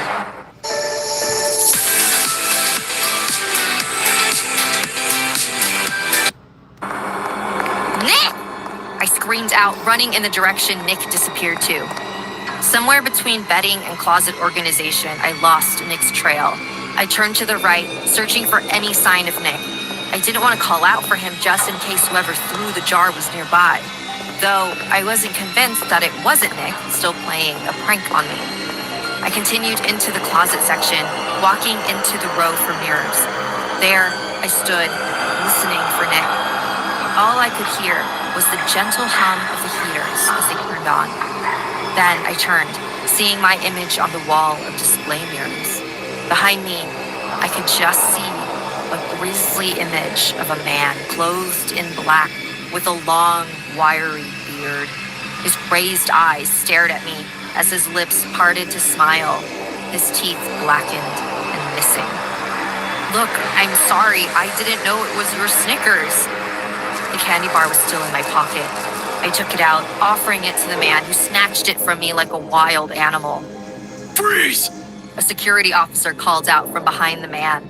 Nick ran from behind the security officer to me, holding onto my shoulder. Are you okay? I nodded, shaken by the experience. The man's name was Henry. and he had suffered from schizophrenia all his life.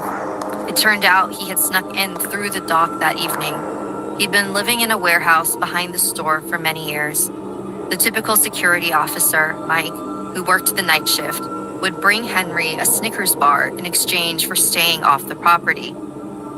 However, that night, Mike had called off sick, and the new guy had forgotten to give Henry the candy bar that Mike had left in the break room.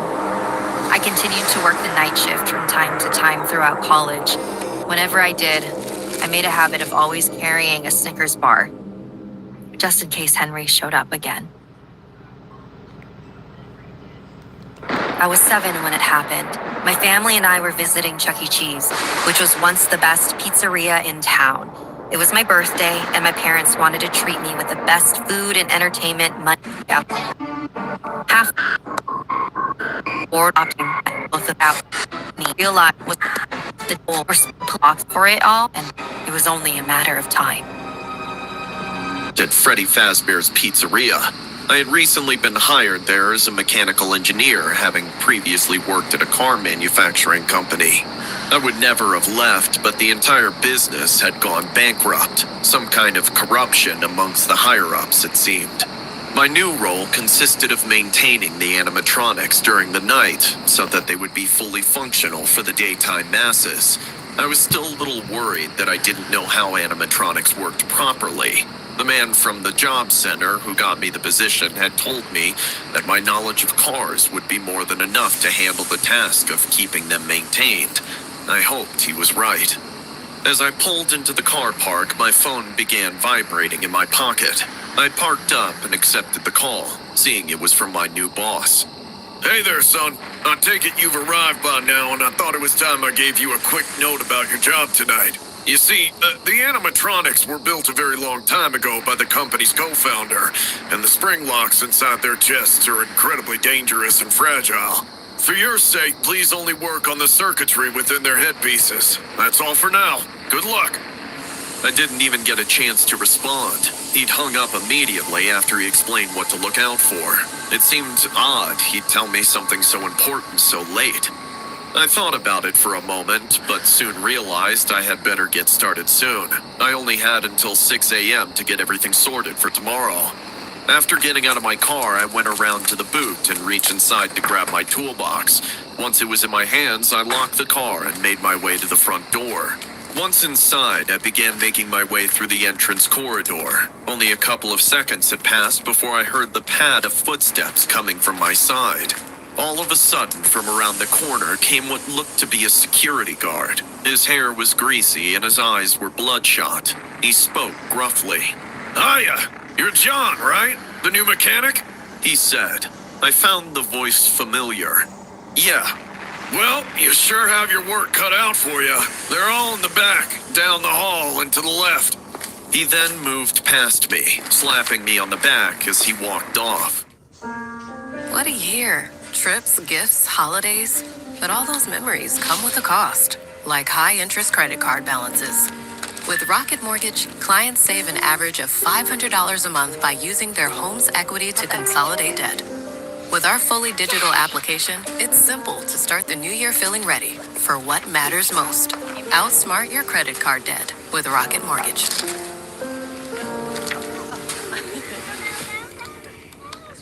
Hi, I'm Macaulay Culkin, and today I'm going to introduce you to my favorite puzzle game, Royal Kingdom. You see, Royal Kingdom has no ads, and you can play it anywhere because you don't need Wi-Fi. And the best part? It's free.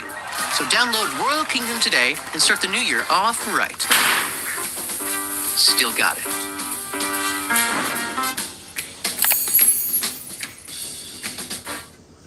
Nervously, I began to head towards the location given to me by the guard. As I trekked through the carpeted halls, an air of nostalgia came over me. I used to be a fan of this place as a kid. Every Sunday, straight after sports practice, my father would take me here for lunch. He used to tell me that my mom would have loved to have been there too. She died giving birth to me. The thought of it made my stomach churn. In almost no time, I had made it to a door labeled restricted. I stared at it for a while, the red words seeming to be oozing off of the door as if newly painted. I soon snapped out of it and finally pushed it open, making my way inside. The instant my body crossed over the doorway, I paused, my eyes suddenly filled with awe as I stood there trying to take in the countless animatronics all over the place. They weren't the main four, but they had the same feeling either way. The colossal pieces of mechanical genius stared back at me, their eyes lifeless. Trying to regain focus, I decided it was time to get to work. I remembered that the one closest to me resembled some kind of a pink hippo holding a guitar. Feeling a little intimidated, I slowly crept over to it. Carefully, I set the toolbox down below it and peered inside the mouth, searching for the circuit board. I was surprised by how razor-sharp the inside of it was. Immediately, I imagined what would happen if someone were to get their hand stuck in it. It was a nasty, bloody image. As I looked around the mouth, I was finally able to spot the circuit board wedged all the way back at the entrance of the throat. To my surprise, I knew exactly what tool was needed to check it. I bent down to grab it. That was the moment I heard the door behind me starting to creak open. I waited for a second, my eyes locked on the toolbox. I made sure to keep my body angled so that I could see the door. My mind whirred. In total shock, I watched as the security guard poked his head in, being careful not to move the door too much so he could remain hidden. His face had almost completely changed. His smile had gone and was replaced by this horrific grin that practically screamed the words, "I'm going to kill you." My skin crawled as I saw him move closer inside, still thinking I hadn't seen him. I could easily tell that he wanted to hurt me. To try and protect myself, I reached my hand into the toolbox, as if working as usual. Only this time, I was grabbing the screwdriver. Just as my fingers gripped it, the hippo animatronic in front of me whirred to life. The room was filled with bright, flashy colors alongside a song being sung by the hippo himself. At the same time, the guard suddenly launched himself in my direction, revealing a large hunting knife from behind his back. Without any hesitation, I responded by swiveling around, only to be hit in the face by one of the guard's knees, throwing me back onto the floor. The second I hit the ground, he threw his body on top of me with his knife at the ready. The screwdriver had already fallen out of my hands, but as he landed on my legs, I was able to throw him up into the air with one powerful kick, fueled by adrenaline. Somehow, the force of the kick was so strong that he lifted straight up into the air, right as the hippo dislocated its mouth, trapping the guard's head with its metal jaws and beheading him shortly after. The corpse landed flat with a thud next to me.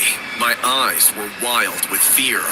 Not knowing what else to do, I chose to run away, hearing the sound of metal scraping against bone and flesh on my way out.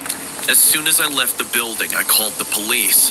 In under an hour, the police arrived, and an investigation was carried out all over the establishment. I heard back from them the very next day. The body was gone. There wasn't even any splatters of blood. The only thing out of place was the hippo animatronic. It had fallen over on its front.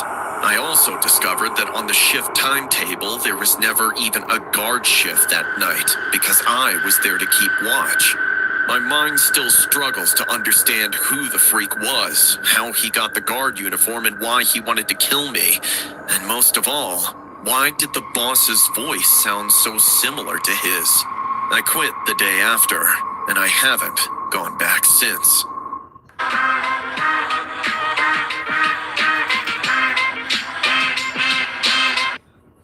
And I haven't gone back since.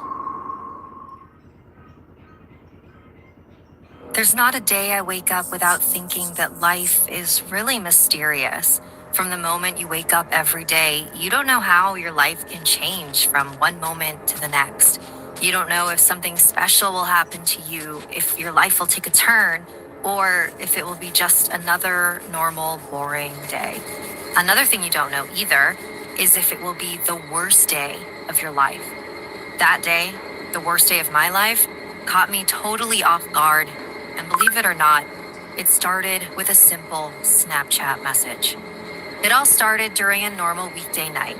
My husband, Ethan, is a doctor and usually works night hours, so I tend to spend my nights alone. At first, I was quite worried about it, but over time, I got used to it and just went on with my life. I admit that I even benefited from this, since being a writer, I had the whole house to myself and I could concentrate more easily. That night, I was gonna take it easy. I was just gonna eat, go to sleep, as I was very tired and wanted to see my husband in the morning. After dinner, I was about to go take a shower when a Snapchat message caught my attention. When I saw the message, it was from an unknown person who was following each other and my husband. Once I accepted the message request, I read it, and a sudden feeling of panic came over me. The message said that I had to go to the hospital as soon as possible, as an unstable patient attacked Ethan, so he was in serious condition. Almost without hesitation, I ran to get my car keys and go see my husband. But something caught my attention. Normally, I would have rushed over, desperate to see what was wrong with Ethan. But that night, I can't explain why, but when I saw a news item on TV, I just stared at it for a few seconds. On the news, a young reporter said that kidnapping cases were increasing exponentially in the state, and that we must take all possible precautions to avoid being another victim. Feeling even guilty for doubting the man on Snapchat, I called my husband, but no one picked up. I rushed to the front door of my house, but as I was about to open it, something popped into my head. At first, I thought they had no way to contact me besides Snapchat, since Ethan had his phone blocked and no one could find out my number. But Ethan has my number in case of an emergency. Why would they have to look me up on Snapchat? Before opening the exit door, I decided to write another message to the guy on Snapchat. I asked him for a picture of Ethan on the gurney to confirm that what he was telling me was real.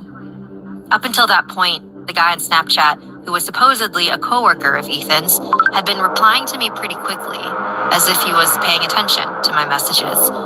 But at that moment when I doubted him, something changed. Instead of a message, I received a picture. That was a picture taken at this moment.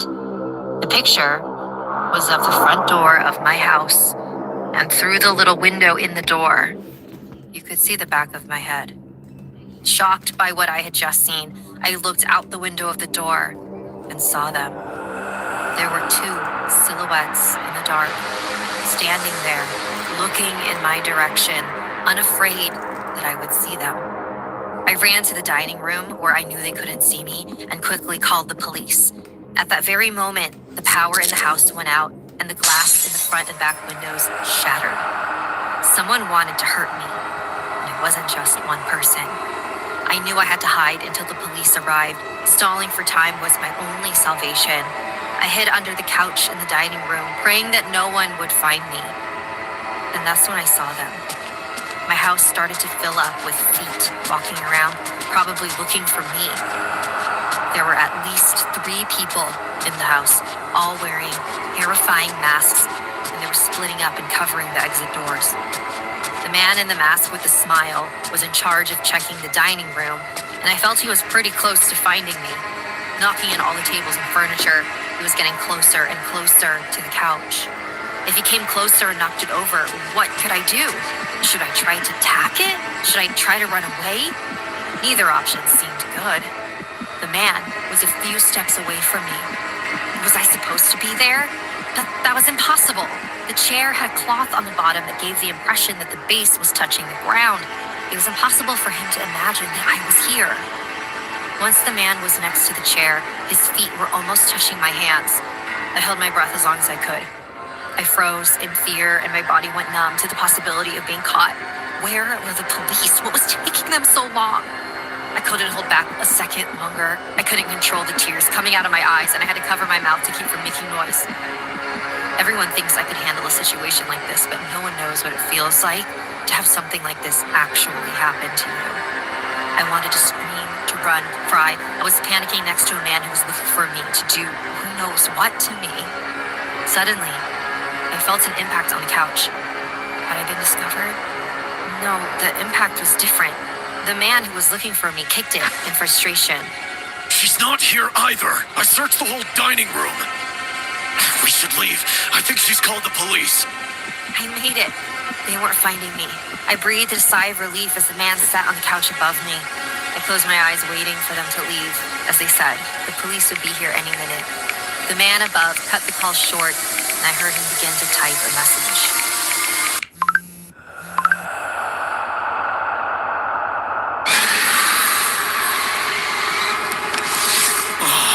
You really should have put your cell phone on silent mode. Defenseless against my attacker, the man grabbed me and hugged me so I couldn't run away. His companions quickly joined him, putting a cloth bag over my face and tying me up. I could only kick and scream helplessly, stopping only to beg for mercy. I could feel a man pick me up and begin to carry me away from my home. I heard the sounds of a car door and someone throwing me into the suitcase. The car started up and sped off. I can't explain how horrible that moment was. I felt that my life was over and that I would never see my loved ones again. I used the last of my energy to cry. This was the end. Suddenly, I felt a loud bang in the car and I hurt my head hitting the back of the trunk. Dizzy, I heard gunshots and saw how a few seconds later, someone opened the trunk. They weren't the men in the masks. They were cops. Apparently, I was not the only person who called the police, as my neighbors also saw strange people in front of my house and alerted them as well. I was taken to the hospital where, ironically, I met my husband, who was safe and sound. I told him everything that happened, and at that moment he realized he didn't have his cell phone and hadn't found it all day. Regarding the telegram man, I didn't know him. I just followed him back a few weeks ago. At that moment, I realized that all the kidnappings were coldly planned and carried out with time and patience. I was also about to be a victim of these people, but somehow I survived. I'll tell you the truth, I don't really have a moral or anything from the story. I only learned that the world is much darker than I thought, and how from one day to the next, with a simple Snapchat message, your life can end.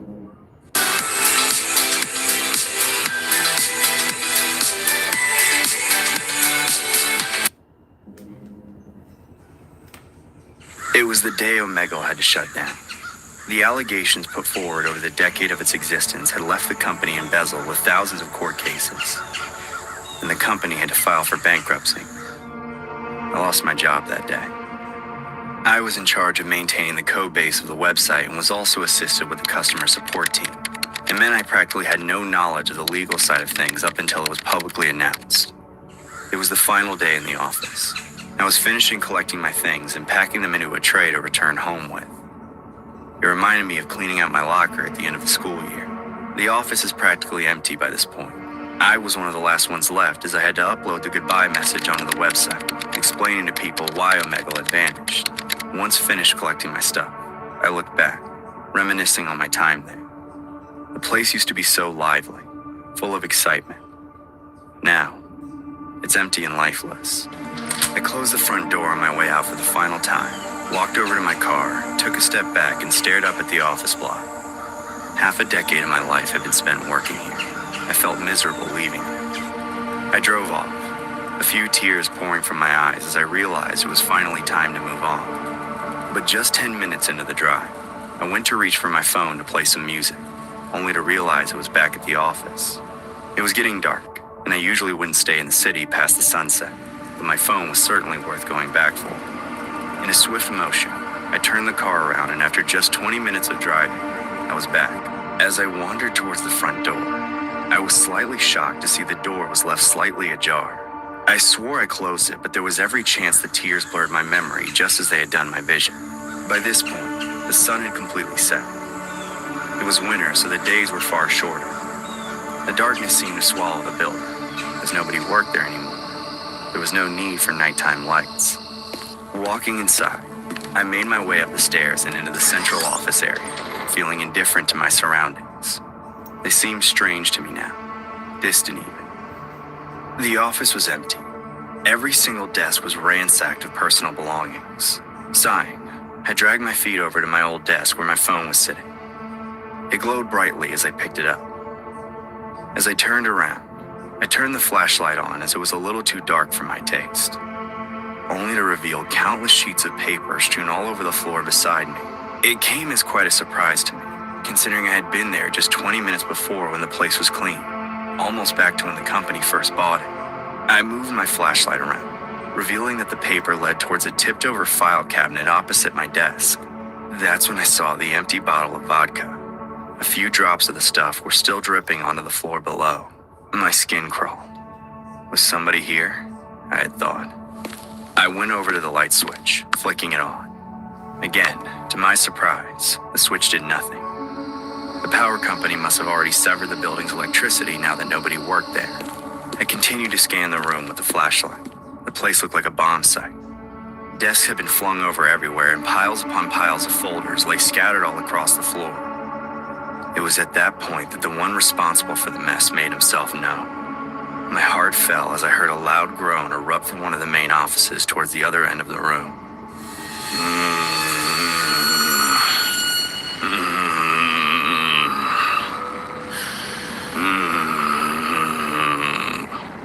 I looked over to where the sound seemed to have originated from, only to find that the door to one of the manager's office was left wide open.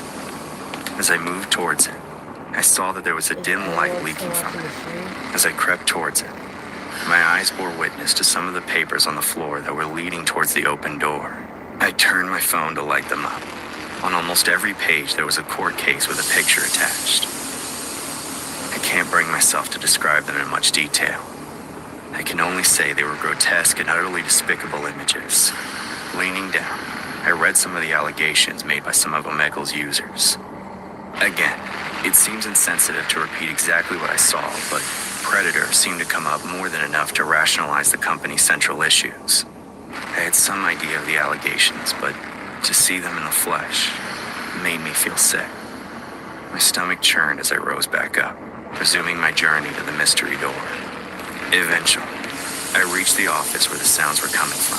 They had been repeating the whole time, groan after groan, low, like an animal.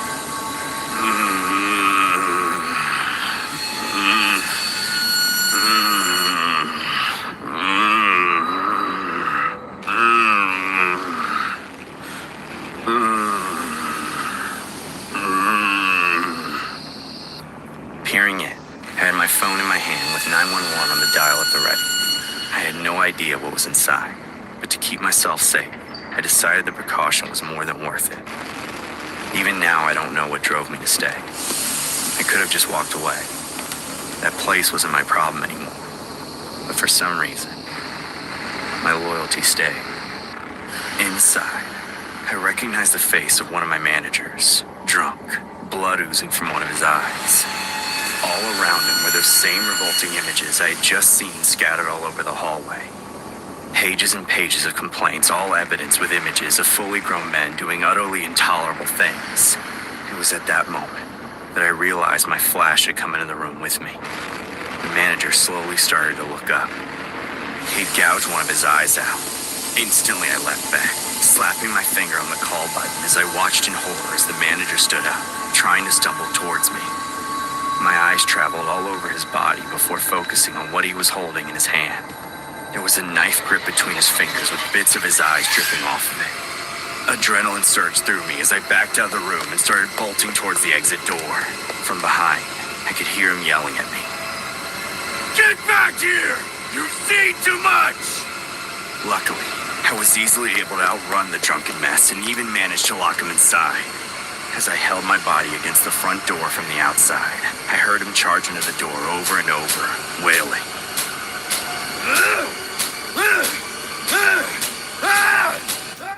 Your W-2 isn't just a form, it's the key to understanding your taxes.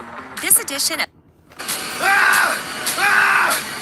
A couple of minutes passed before the police finally arrived. They head inside, and after just 5 minutes, my eyes widen with terror as they wheel out the manager's corpse in a stretcher. He died from blood loss. He cut out the other eye. It was discovered later that they had found a note with his dead body. The note explained that the manager felt responsible for all the atrocities committed throughout Omegle's lifetime. He simply couldn't bear to look at it. Couldn't bear to live with it. I have a copy of the note.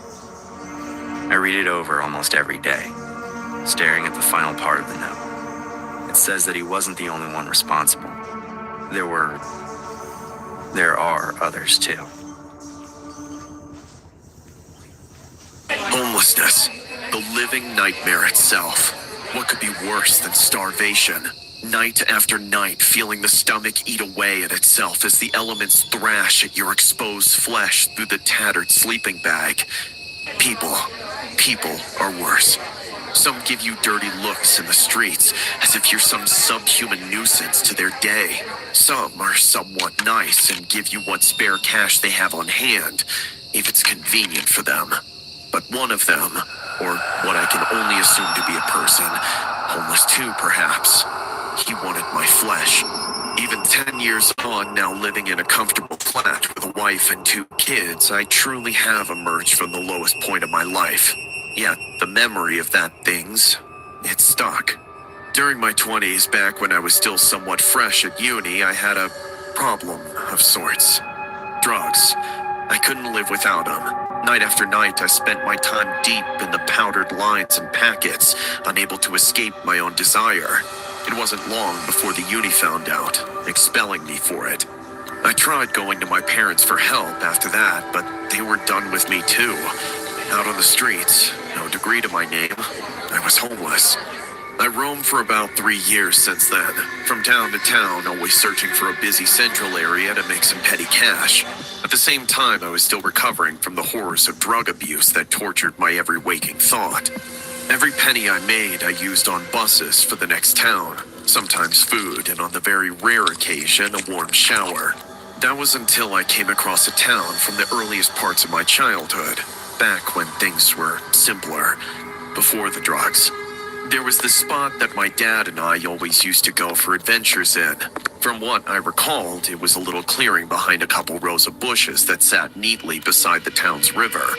Remembering the spot, I decided it would be a perfect area to sleep for the night, at least from the elements. It was warming to see that it was still there. The shrubs surrounding it had grown tall with age, and the tree covering it stood almost as tall as the bridge hanging above it. How time had passed us all. It had been a long bus ride, and the sun was dipping beneath the horizon. I had just enough time to trek along the riverbank up to the little gap in the bushes where my father and I used to enter from. I first pushed my backpack through to break away at some of the twigs that had grown inwards over time. Yet, as I pushed it through, I was met with a little resistance. Had this part of the bush not grown since? I had thought. Feeling my backpack fall through the other side, I decided it was my turn. Feeling utterly exhausted, I forced my body through until I clattered out the other end. I fell to the dirt with a hard smack. Once I had stabilized myself, I peered up, excited to feel the flood of memories come rushing in. The place was a dump. There were large heaps of rubbish lying everywhere. Tattered sleeping bags strewn across the mud, used syringes stuck out of the ground, some lay on empty cans, and in the center, a foul, rancid smell arose. There was a pile of meat in the middle. At the time, I guessed it must have been a hotspot for the homeless, perhaps even teenagers looking for a drunken adventure. It was heartbreaking to see my once beloved spot being used with such a lack of respect, but what position was I in to be judgmental? I sucked it up and found a relatively clean spot over in the corner, furthest away from the entrance. As I climbed into my rotting sleeping bag, I felt the childhood memories seeping in. One by one, I drifted to bed, tears gushing from my crumbling eyes. What must have been hours later, I woke up to the sound of leaves rustling from the other side of the pile of trash and flesh.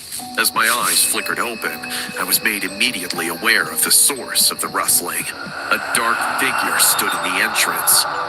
It was far too dark to make out any details, but I was able to see that the figure was holding a sleeping bag loosely in one hand. I took it he was homeless too. Yet, for some reason, he just stood there.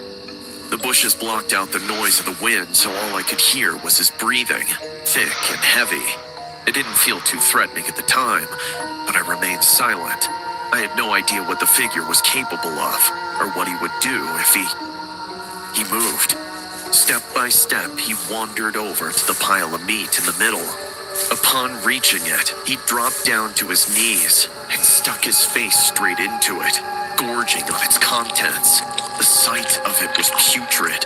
He guzzled, gobbled, slathered, and ripped at the spoiled meat, green and grotesque. Was he really that starved? "Hey!" I shouted. I felt I had alerted him of my presence. My mouth moved on its own. "What are you doing, man? That stuff looks like it's been there for..." His head flicked around to face me. He stared at me, blood still dripping from his teeth. He started to smile. Suddenly, a mouthful of sharpened teeth revealed themselves to me, along with his nails, roughly sharpened. In an instant, he charged. As he bounded towards me on all fours, I flung the sleeping bag from my legs and threw my body into the bushes behind me. My eyes bulged as I hurled myself through the sharp sticks and vicious prods as I crawled towards survival. The sound of teeth clamping down behind me sent streaks of terror straight up my spine as I felt his presence following me closely behind. The instant I emerged from the shrubbery, I bolted away, leaving all the contents of my backpack behind with that thing. Once at a distance, I checked behind myself for the man. Only a head was poking out from the bushes, staring at me, drooling with hunger. That day, I forced my life to change to avoid ever being back on the streets again. The following day, I called the police, explaining to them the state of the clearing and the cannibal living there. But being the homeless man I was, they didn't believe me.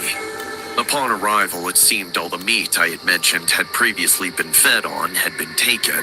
Only the wreck of the homeless camp remained. That's what they called it. But I knew, and still know it's real. The homeless meat grinder. I'm the Ted Danson who plays Royal Kingdom, and that's the Ted Danson who doesn't. My life is not awesome. Royal Kingdom is a delightful mobile game that never has any ads. Another great thing about Royal Kingdom is that you can play without Wi-Fi. Play without Wi-Fi. Wait, what? Really? That's right, Ted. You don't need to live like this. Royal Kingdom is free to download and free to play. Don't be as sad, Ted Danson. Download Royal Kingdom today. Did you know that you can have permanent teeth in just 24 hours? That's right. Only 24 hours and your new smile is ready. And with affordable payment options, achieving your dream smile has never been easier. Forget waiting months with temporary teeth or those insanely uncomfortable dentures. Backed by over 20,000 five-star Google reviews and winners of the 2024 Dental Implant Restoration Company of the Year, Nuvia is helping people regain their smiles and change their lives. And the best part, it all happens in only 24 hours. Take the 60-second quiz now to find out if Nuvia dental implants are right for you.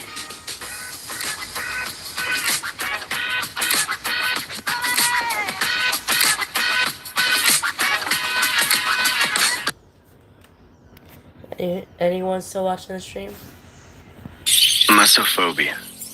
Sometimes I wonder how such a rare word, a word that hardly anyone knows, means so much in my life. Musophobia is the irrational fear of rats. However, to tell you the truth, my fear is not irrational. There was a time when rats didn't scare me. Maybe they disgusted me a little bit, but never fear as intense and as strong as the one I feel now. Do you know what caused this phobia? A sick, disgusting, but most of all, evil being. It all started while I was working at Chuck E. Cheese. I know, an ironic job to start being afraid of rats. The Chuck E. Cheese in my area had a reputation for being a pretty clean place, but that's only what it showed the customers. In the kitchen and basement area, the place was pretty dirty. That wasn't always the case.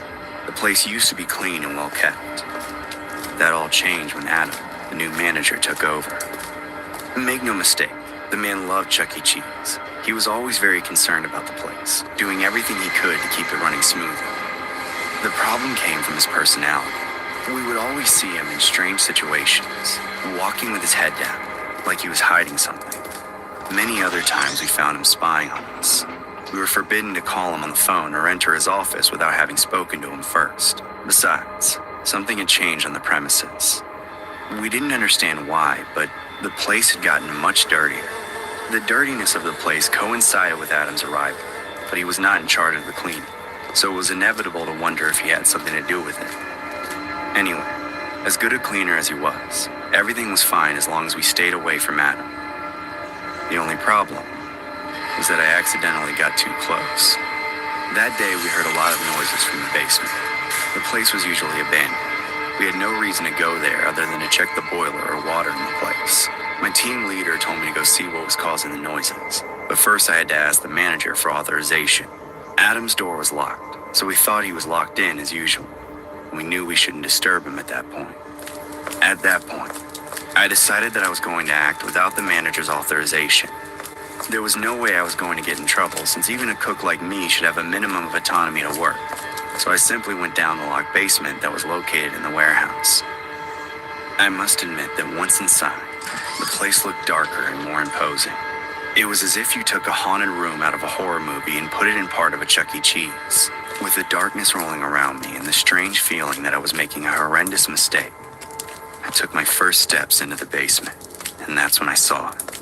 At the end of the room, I could see a dark silhouette moving, and it was the cause of the noises. You see, normally, in a situation like this, the obvious decision would be to call security, right? Well, not in my case. There was something else that caught my attention about the silhouette. I could see he had the manager's jacket on. How had he gotten Adam's clothes? Had he stolen it? I approached the man to confirm my suspicions. Was this Adam? What was he doing here? And why was he staring so obsessively at a drawer? Any other person would have noticed my presence, but not him. He was staring at that drawer so obsessively that he didn't seem to notice anything around him. Once I got some distance behind him, I could confirm that it was him. But it was like he was in a trance. Hey, boss. Are you okay? As soon as I touched his back, the man was startled and dropped the box, which fell to the ground. And do you know what was in that box? Rats. The box was full of rats.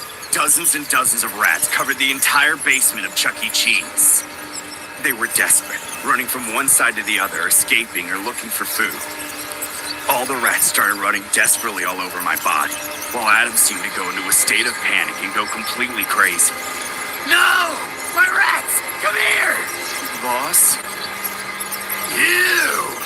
This is your fault! You caused this! Boss, I'm sorry. It was an accident. You won't get out of here alive, you know.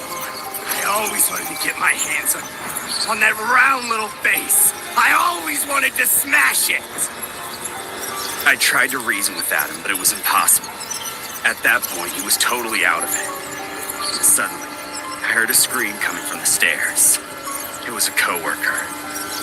Oh God, what happened? Did you find a rat's nest? No! They're my rats! Leave them alone! They're mine! Faced with another person, Adam seemed to forget about me for a moment, and I took the opportunity to run for the exit. Once I got to the door, both my coworker and I panicked at the horrifying sight. Adam was lying on the floor, jumping up and down to grab all the rats that were still running around in his arms. The terrified and hungry rats were biting him in self-defense, but he didn't care. He just kept grabbing them. At our perplexed look, he raised his head and looked at us once again. What are you doing here? Leave us alone! And that was all I had to hear. I closed the door from the outside and locked it, when my coworker called security. Soon after, an ambulance came and took Adam away. Rumors spread fast around here, and we soon learned the truth. Adam suffered from a strange paraphilia that made him obsessed with rats. He was the one who brought the filth into the place, bringing and releasing rats to make nests in the Chuck E. Cheese, then putting them in his box and collecting them. Obviously, Adam never went back to work at Chuck E. Cheese, and if the rumors are true, he never went back anywhere, as he began receiving medical help in an insane asylum that day. As for me, I could never see another rat in my life. I had to give up Chuck E. Cheese, because every time I saw the rat animation, it scared me. I can't help but think of all those hungry rats that scoured my body in desperation, looking to escape from a psychopath who held them captive. Every night, I think. Yes, this is why I switched to injection-free weight loss. I was eating healthy, working out every day, and nothing would budge. I've lost, I think, 22 or 23 pounds at this point. I noticed that my weight was really starting to creep up, and I just wasn't happy with the way that I looked. I have lost around 20 pounds. Diet, exercise, I felt like I had tried everything. Finally, I stumbled across hers and thought, what do I have to lose? I have lost so far just over 35 pounds. Weight Loss by Hers offers access. Every night, I think the same thing. What would have happened if my coworker hadn't gone into the basement? I think only Adam knows. Hey guys, my name is Tom. Like most of you, I grew up playing horror games. I was always more of a horror game fan. But whether it was how scared I was in the beginning, how hard I struggled with getting through night 7, or how much I talked about it with my friends, I have to admit that Five Nights at Freddy's always had a special place in my heart. So you can imagine how excited I was when I found out they built a Five Nights at Freddy's inspired restaurant near my house. The first thing I did when they opened was drop off my resume. I really wanted to work there, as that game was a big part of my childhood. I didn't leave my resume alone, as my friend Ralph was just as obsessed with the game as I was. After dropping off our resumes, we had a group interview where we both did very well. Shortly thereafter, I was told that we were both accepted for the job, so you can imagine how ecstatic we were. Little did I know that this beautiful experience would turn into a nightmare. A nightmare from which I could never wake up. It all started on our first week of work. As I told you, I was very happy.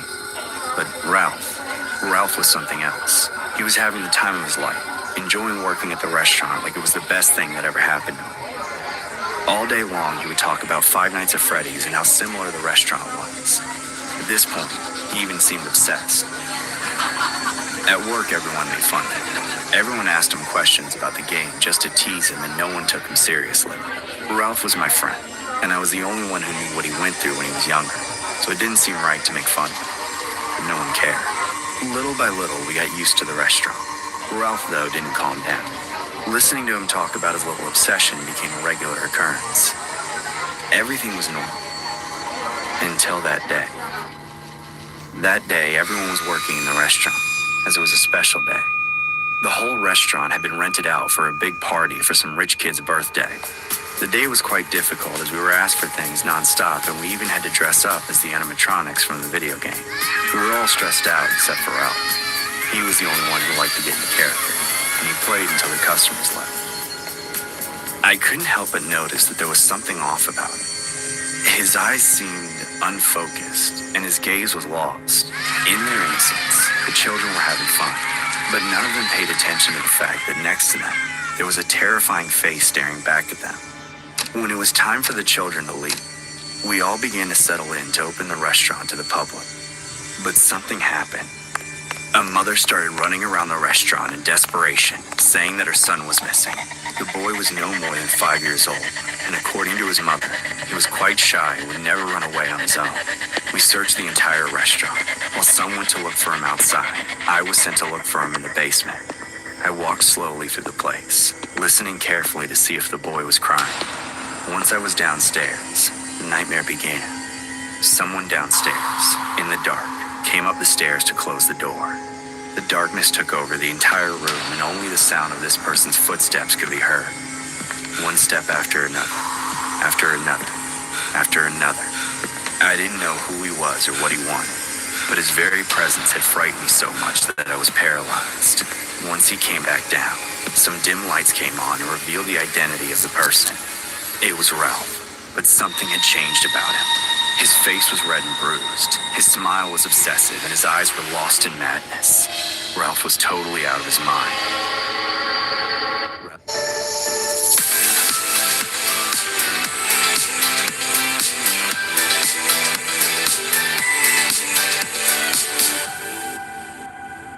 Warning, this product contains nicotine. Nicotine is an addictive chemical.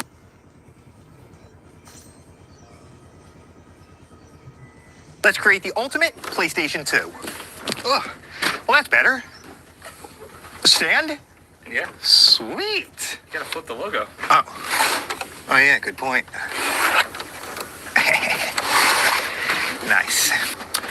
A network adapter. Okay, it's gonna go in right back here, like this. Okay. Multi-tap. Multi-tap, okay. Oh, yeah, we got it. There it is. Okay, what? Another one? Another one. Okay. Got it. Okay. What have we here? Some wireless controllers and the dongles. There we go, and there we go. Okay. Games! Sweet stack of games right there. Zabricon. Ralph, you have the child, don't you? Of course I do. I left him in Chica for when it's time to use him. It spoke to you too, didn't it? This may not be the real Fazbear's Pizza, but this restaurant has been talking to me ever since I came here.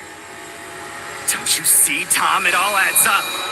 Ralph, tell me the truth. Have you stopped taking your pills? It doesn't matter. What matters is that the restaurant has told me everything. Don't you see? The bite of 87. This restaurant wants me to recreate it. Listen, Ralph, you won't do anything to that kid. You know you're sick. You have to take your pills or the hallucinations start, remember? Suddenly, Ralph reached out and the lights went out again.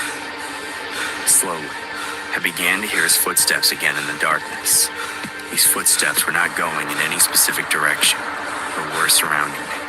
The room was completely silent, but I could feel him breathing heavily, and this terrified me even more.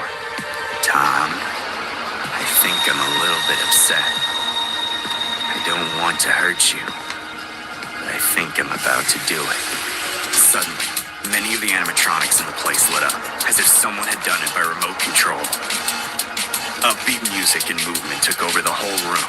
I knew Ralph was about to hurt me, but at that moment, all I could think about was the boy.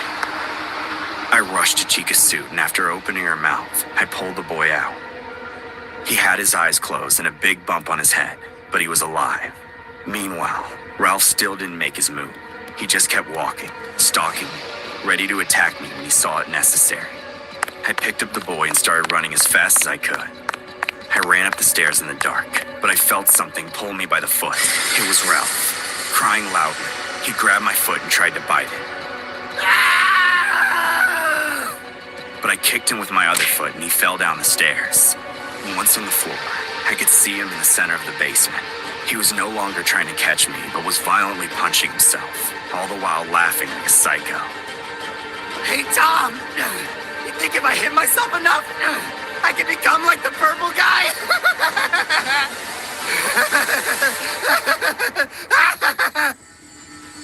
And at the image of my friend hitting himself over and over again without stopping, I left the place and left him locked up.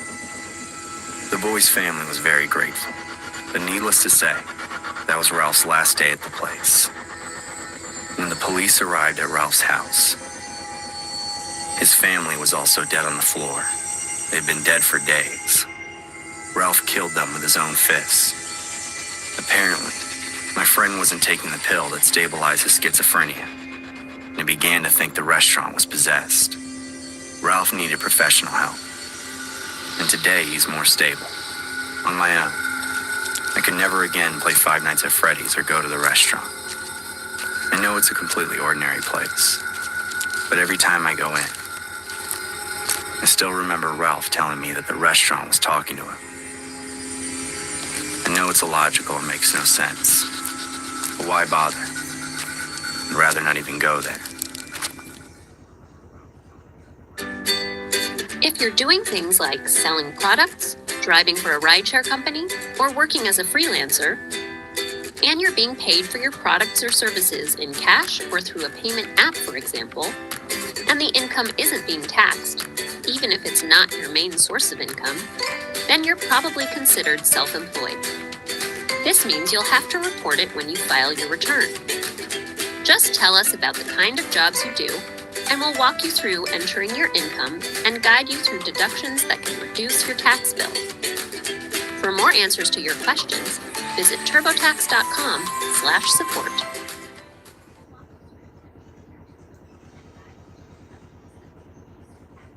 You know that story where slow and steady wins. That's terrible advice. Things move fast in the modern workforce. I'm at University of Phoenix, where I earn skills and courses I can put to use right away. Earn career-relevant skills in weeks, not years, at University of Phoenix. It was my first ever shift. I had been job searching for just over 2 months when a position at my town's local IKEA opened up an opportunity. Not having much other choice, I went for it. I was 17 at the time and highly unqualified, yet somehow I got the job. On my first shift, my other coworkers almost immediately came up to me and warned me not to make any mistakes. One of the more friendly ones, Sam, looked exhausted and terrified. Our boss, he's not right. There have been many before you who supposedly quit on the first shift, but nobody ever saw them leave. I say Mr. Walker had something to do with it. He's been to prison, you know. Though he won't say why, so don't ask him.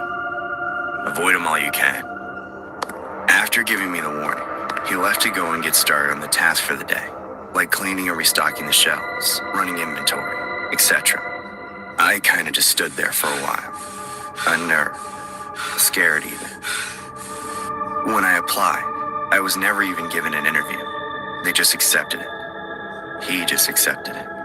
Once I got going after that, however, the rest of the shift went pretty well. I was on till for around 2 hours before being moved on to restocking like Sam was doing earlier. As he handed me the clipboard and pen and pointed me to the storage room, he whispered to me, Jessica was the one you replaced. She went missing just a week ago on the exact same shift you're on now. Please, be careful. I opened my mouth to answer him, but he had already moved off after putting the supplies in my arms. I was a little shaken to say the least, but I had to keep going. It sounded like this job was volatile. Not sure if that's the right word to call it now, but I think you get the picture. After checking the first half of the store, the announcement came that the store was closing. As I watched the final few customers leave, I began making my way over towards the back of the store, where I thought the rest of the restocking was needed. The deeper I went into the store, the more I noticed the shelves were growing emptier and emptier. There was a no access sign next to one of the final corridors. I ignored it, thinking it was for customers only. Sam was at the opposite end of the store. He was logging the profits and cleaning out the front desk. I checked around me before entering. It seemed darker. The lights were dimmer the further I traveled into the restricted zone. Just a few steps in, I noticed a foul, rotten smell. I breathed in once, reeled back, and had to cover my mouth to avoid vomiting. It was utterly grotesque. I stepped back and the smell faded. I stepped forward and it intensified. I squinted and looked further down the corridor, searching for the source. At the very end there was a metal door, open. There was a red light glowing from it. It looked far too odd to explore alone, so I radioed for Sam. Hey, Sam, could you come to the back of the store? There's this horrid smell and a weird door. I don't know what it is, but I'm coming. He was blunt, like he already knew. Moments later, a clamor of footsteps came thundering down the corridors of shelves. I'm here. Where's the door?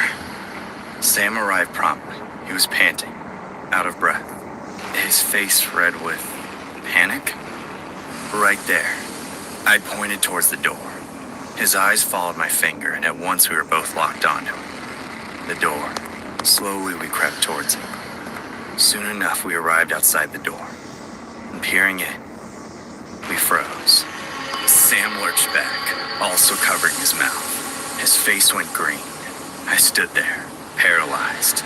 I was now facing a room full of thick metal cages, small and filled with the corpses of rotting flesh. All of them were still wearing the IKEA uniform.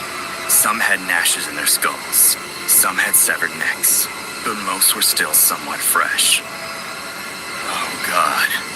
Sam stuck his head back around the corner. That's... Trembling, his hand lifted up and pointed towards one of the cages. There was a woman's body in it, her hair ripped out in large clumps, her lips white and dry. That's Jessica. Suddenly, the loud thud of footsteps and tools clanging echoed from down the corridor. Still brimming with disgust, he backed out of the room and stood stiffly in the middle of the corridor. Mr. Walker, the boss, stared at us, a deranged look of shock blazing from his eyes. Carefully, he put down the box he was carrying. As he laid it onto the floor, I soon noticed that Sam was backing up in the corner of my eye. My eyes then refocused back to the box. He was pulling something out of it. Inch by inch, a meter-long machete was carefully drawn out of the box. The metal glowed in the dimly lit corridor. There was blood dripping from it. Sam grabbed me by the arm. "Run!" Instantly, he pulled me back and we ran into the room, slamming the door shut behind us. He held the door whilst I dialed for the police. Simultaneously, Walker reached the other side of the door and began to hammer into it, slashing it with his blade. He wanted in. Sam's face winced with every smash, every shout, every threat. He remained firm, however. The bodies of all his previous co-workers drove him to stay put. After around 30 minutes, the sound of police came charging down the corridor. With floods of tears, we opened the door and showed them the horror surrounding us. Even the police appeared shaken. They asked where he was, the man responsible for such a vile display of inhumanity. He was gone.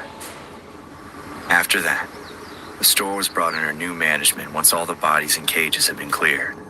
Mr. Walker was revealed to have been jailed for homicide several years ago. He had murdered both his wife and kids back in the 80s.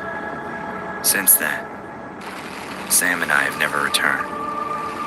Instead, every now and then, I join him to visit Jessica's grave, amongst the many others. Looking for weight loss treatment with no hidden costs? Through hers, you can... Amongst the many others.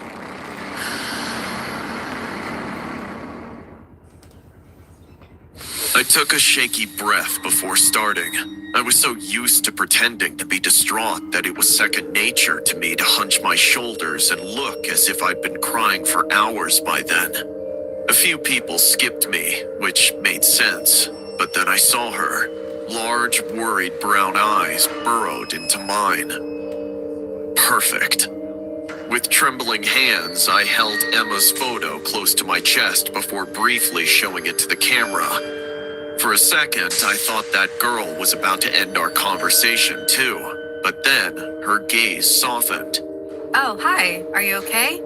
Wait, I can actually just talk to you. Are you well? No. To be honest, I'm on here for a good reason. I flashed her a smile, weak and barely there. It's been 3 months since my girlfriend Emma disappeared. I've been looking for her for so long, but she's nowhere to be seen. A well-timed sob invoked a sad look. Great. The authorities are refusing to do anything, so I'm looking for people here, but I'm sure you're busy.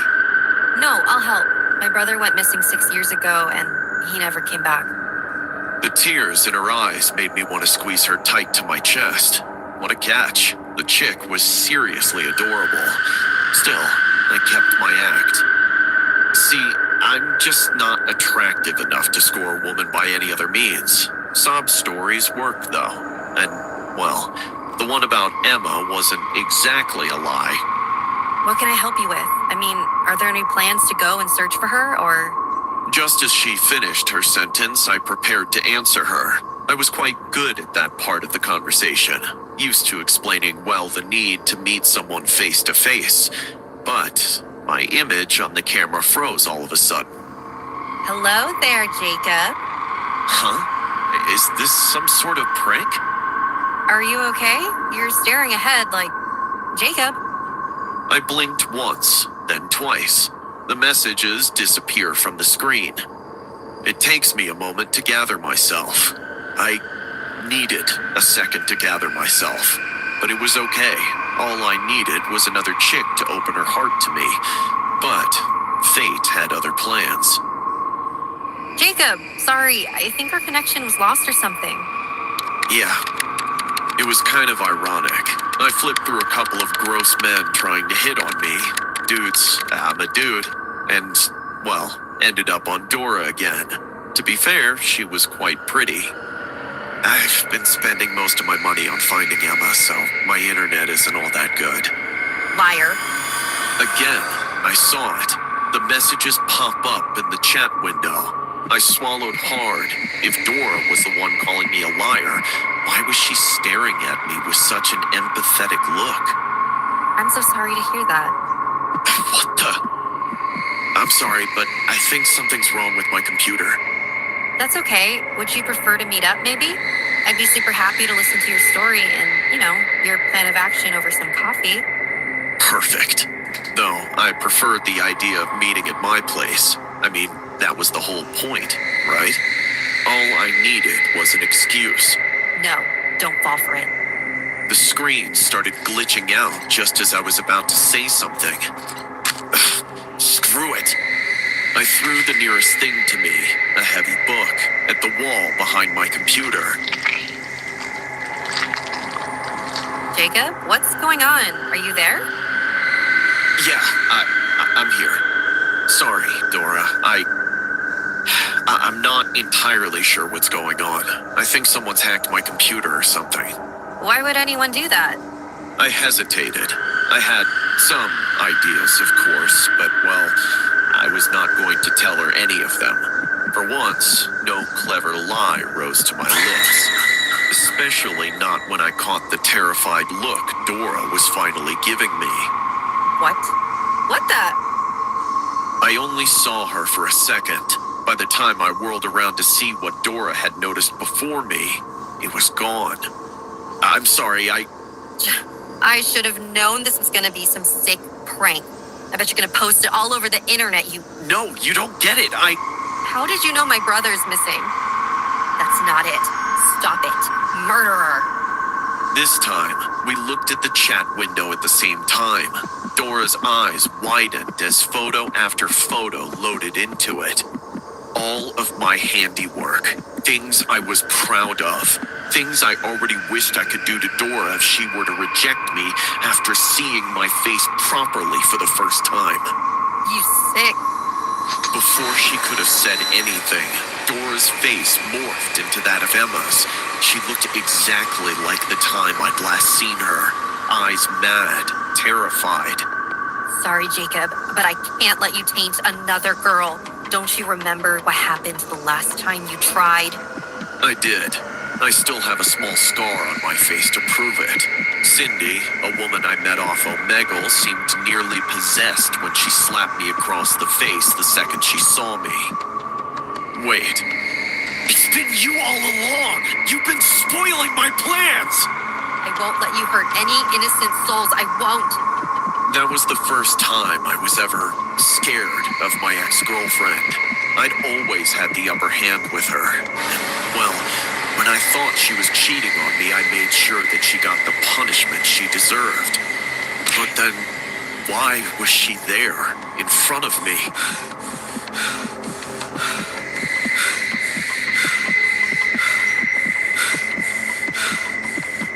I'm calling the cops.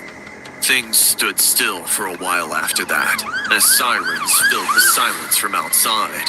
I realized that there was nothing I could do. Emma had found a way to outsmart me from beyond the grave. Though maybe that was for the best. Maybe I was too sick to meet others or even to repent. Though, if that was the case, I wouldn't have been placed in a mixed prison with a lot of beautiful women. Let's run in here. For what?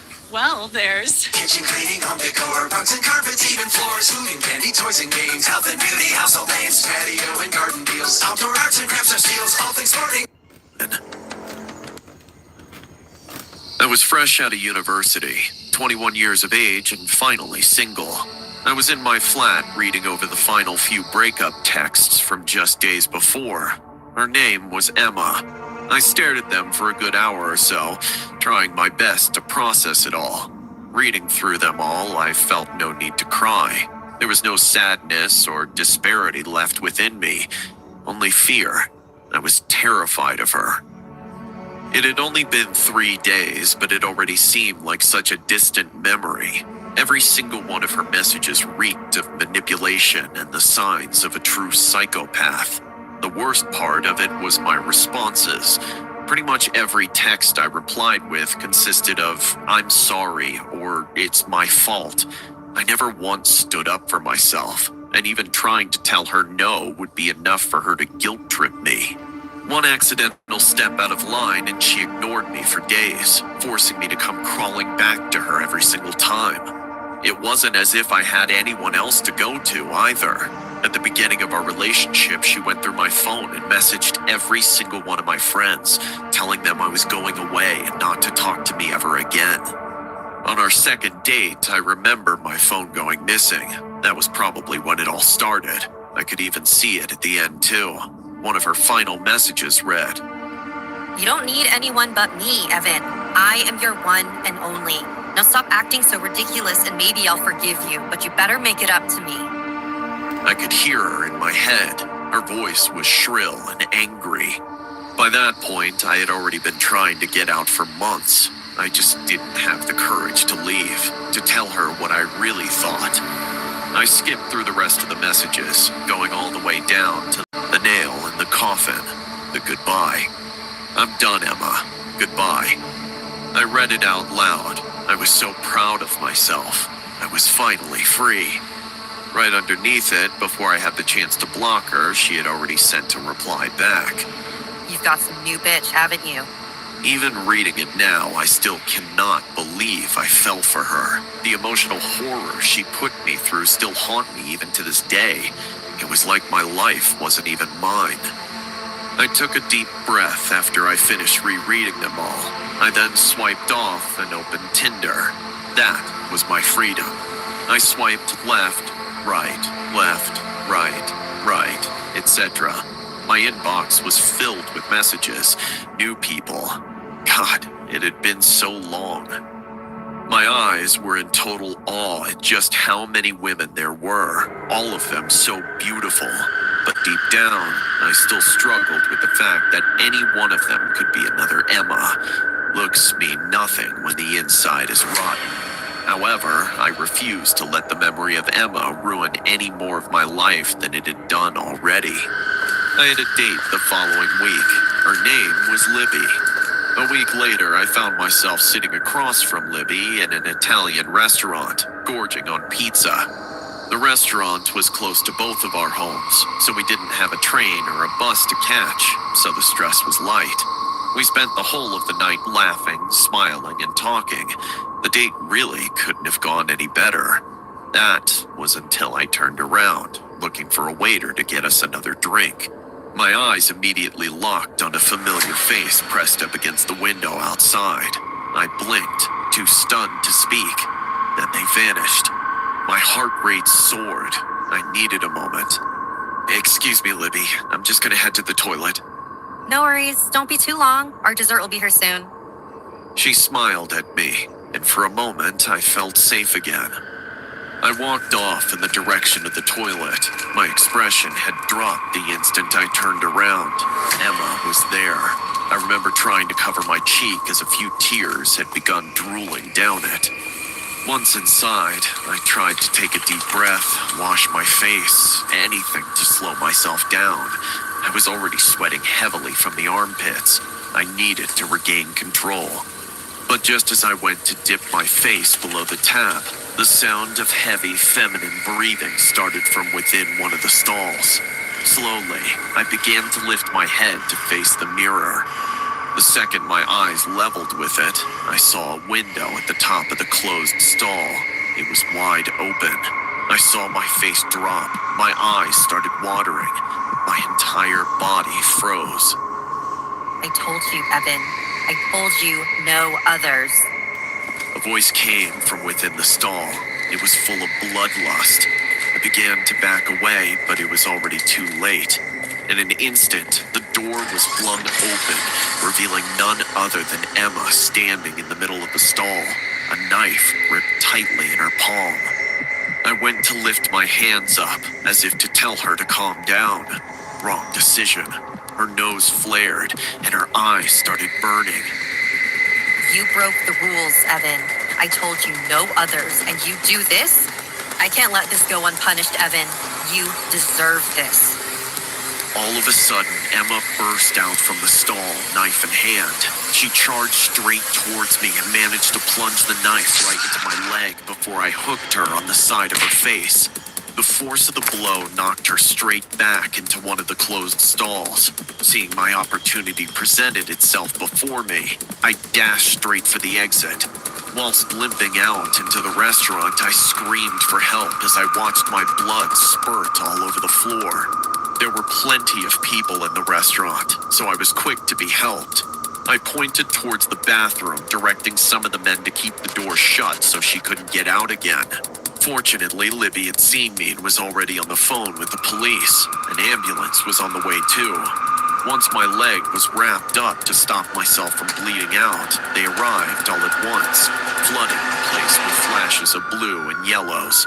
I watched as the police stormed the bathroom. Finally, it had to be over now. But to my utter surprise, they came out with her body. She'd slit her throat. She was dead.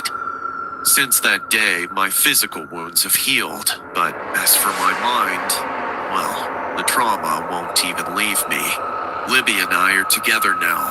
I'm finally happy. I'm mostly happy. Every night I go to sleep, Emma is staring at me. There's blood dripping from her throat. She's smiling at me. I won't ever be free.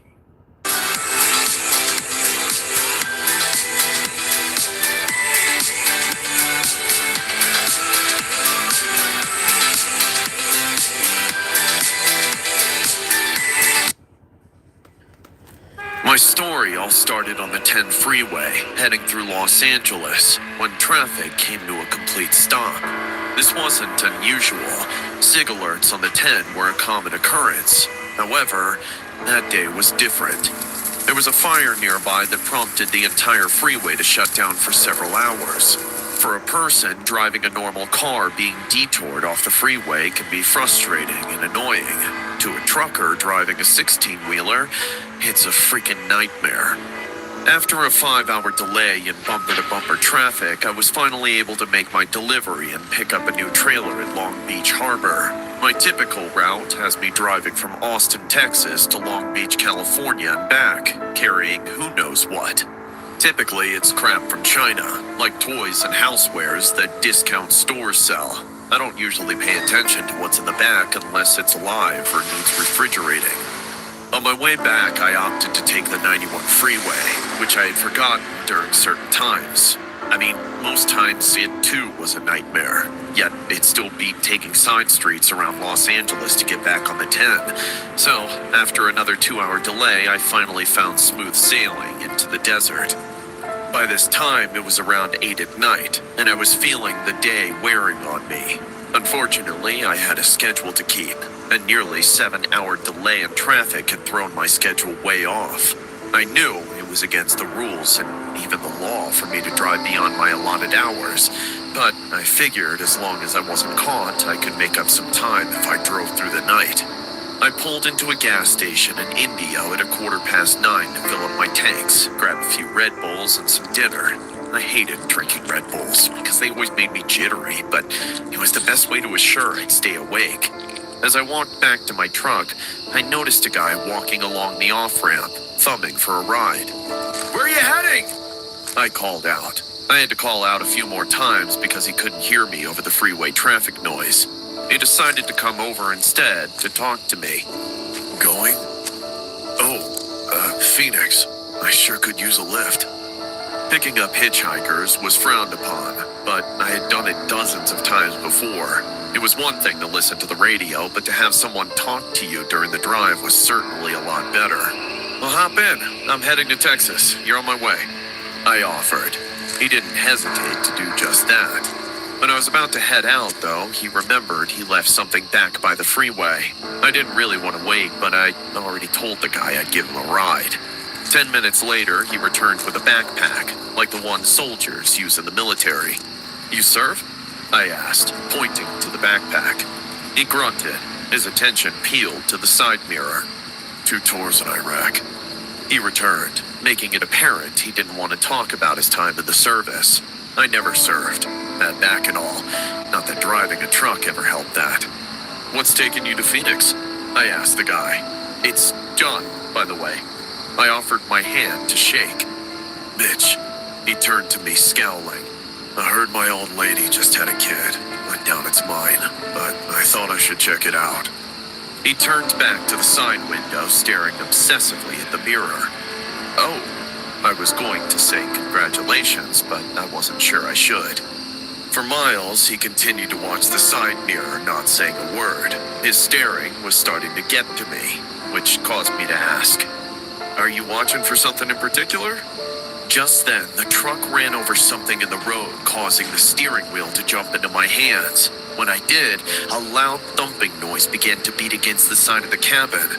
I immediately thought I blew a tire, which wasn't a big deal because there was another tire on the same side to compensate. You might want to pull over. It sounds like you have a flat. Mitch mentioned several times, finally convincing me to check it out. As I slowed to pull over, Mitch kept watching the side mirror. We were in the middle of the desert, and the only people that were around were in the cars passing us on the freeway. There was no moon that night, making it even more unnerving. Something about the way Mitch was acting by constantly looking at the side mirror put me on edge. I pushed away the thought, thinking that it might have been the Red Bulls messing with my head. I jumped down out of the cabin to inspect my rig, then suddenly, everything went black. When I woke, I was in the passenger seat of my cab. Once the fog cleared, I realized Mitch was driving. What the? The back of my head was throbbing like mad. You passed out. I thought I'd help by driving a few miles. Mitch said, his eyes shifting to the rearview mirror and to the side mirror far more than out the front window. I can't let you drive. It's against regulations. Pull over. I could lose my job if someone else was seen driving my truck. When I demanded that he pulled over, Mitch pulled a pistol from his backpack and aimed it at my face. I suggest you sit there, be quiet, and let me drive. Out of the corner of my eye, I noticed bright red and blue lights shining on the road several miles behind us. Typically, I don't care much for cops, but when I saw those lights, I swear I could have hugged one. I'd suggest you pull over. You've got some friends on your tail. Friends? Right. Tell you what, once we make it past the state line, I'll drop you off somewhere. Dead or alive?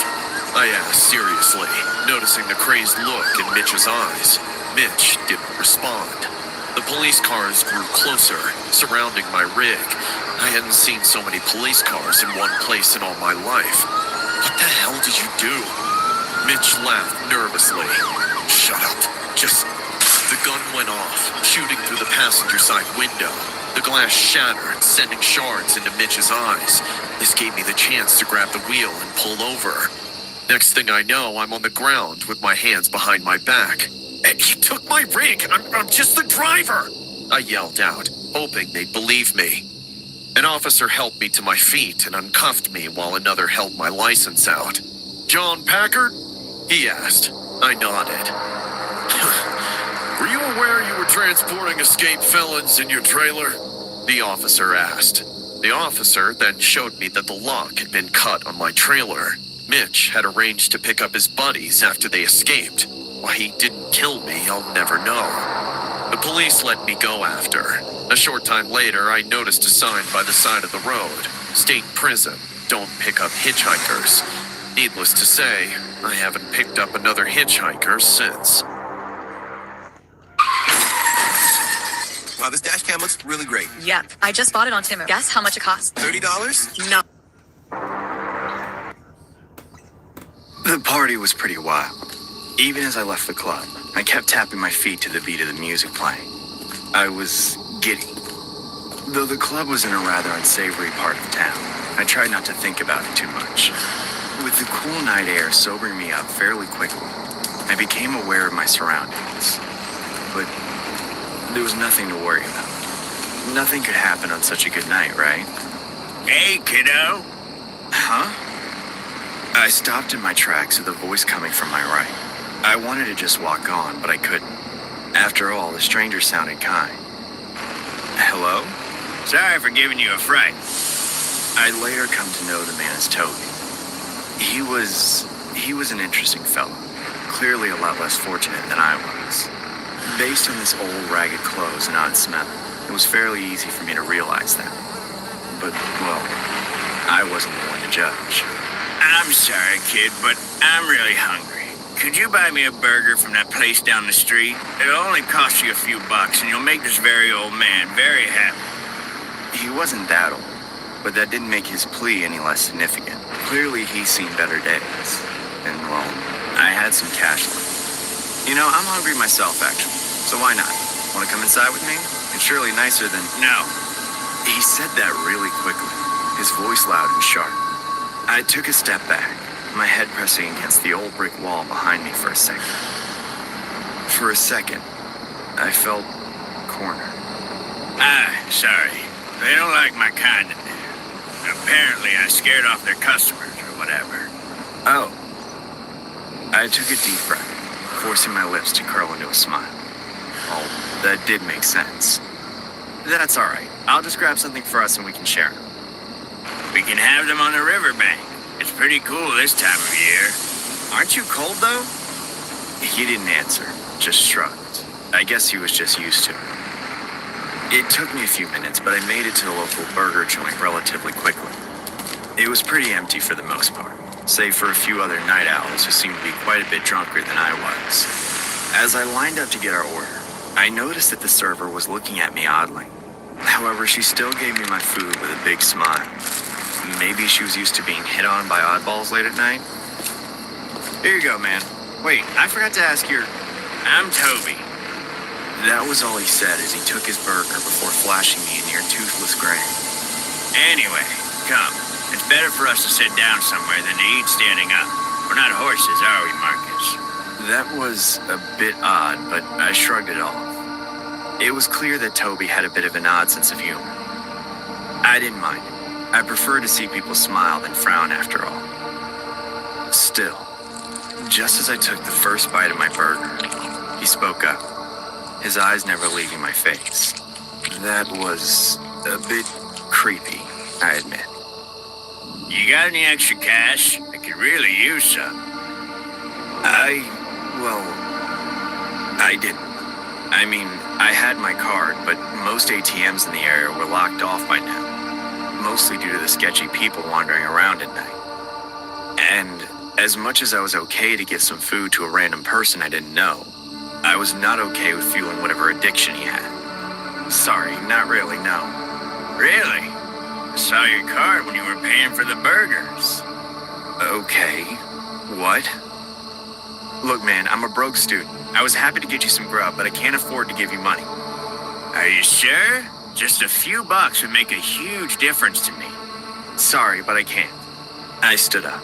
Suddenly, the pleasant company I'd had turned sour, and I didn't feel comfortable anymore. I need to go home. I have a math exam tomorrow. Do you?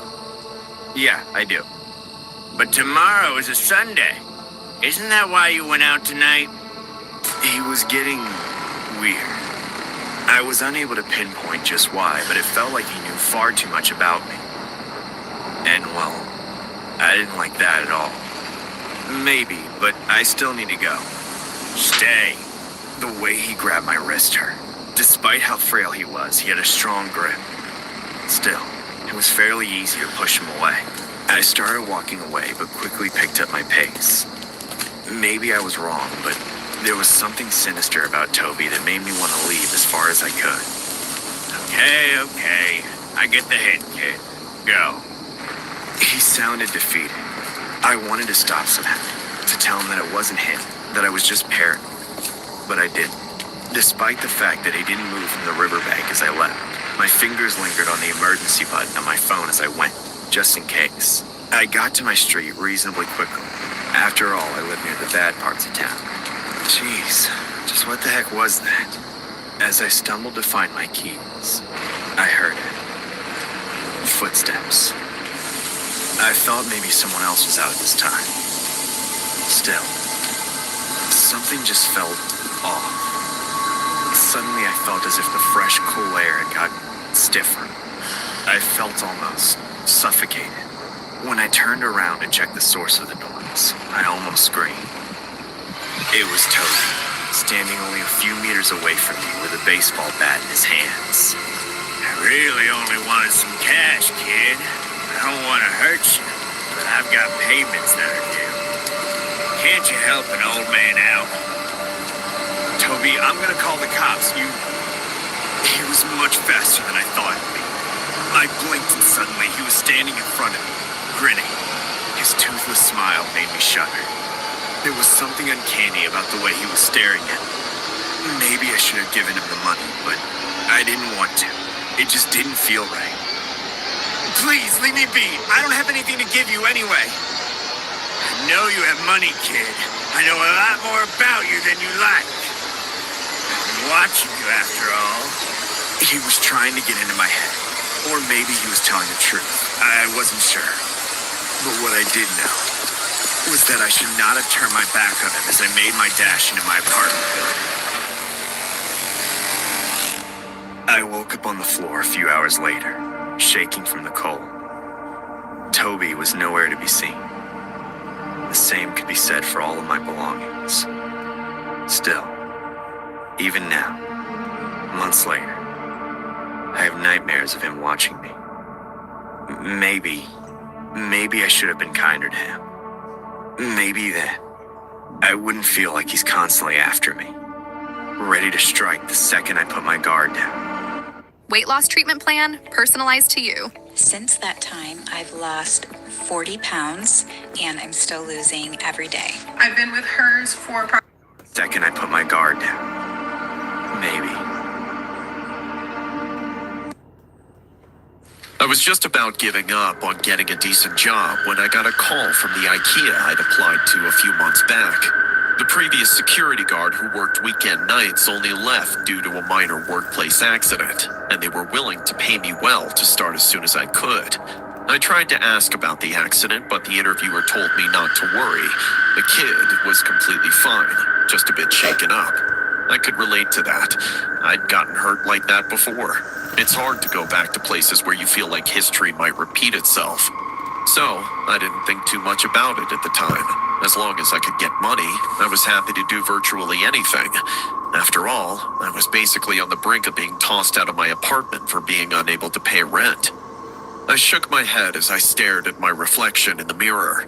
This really isn't the time to think about this, dude.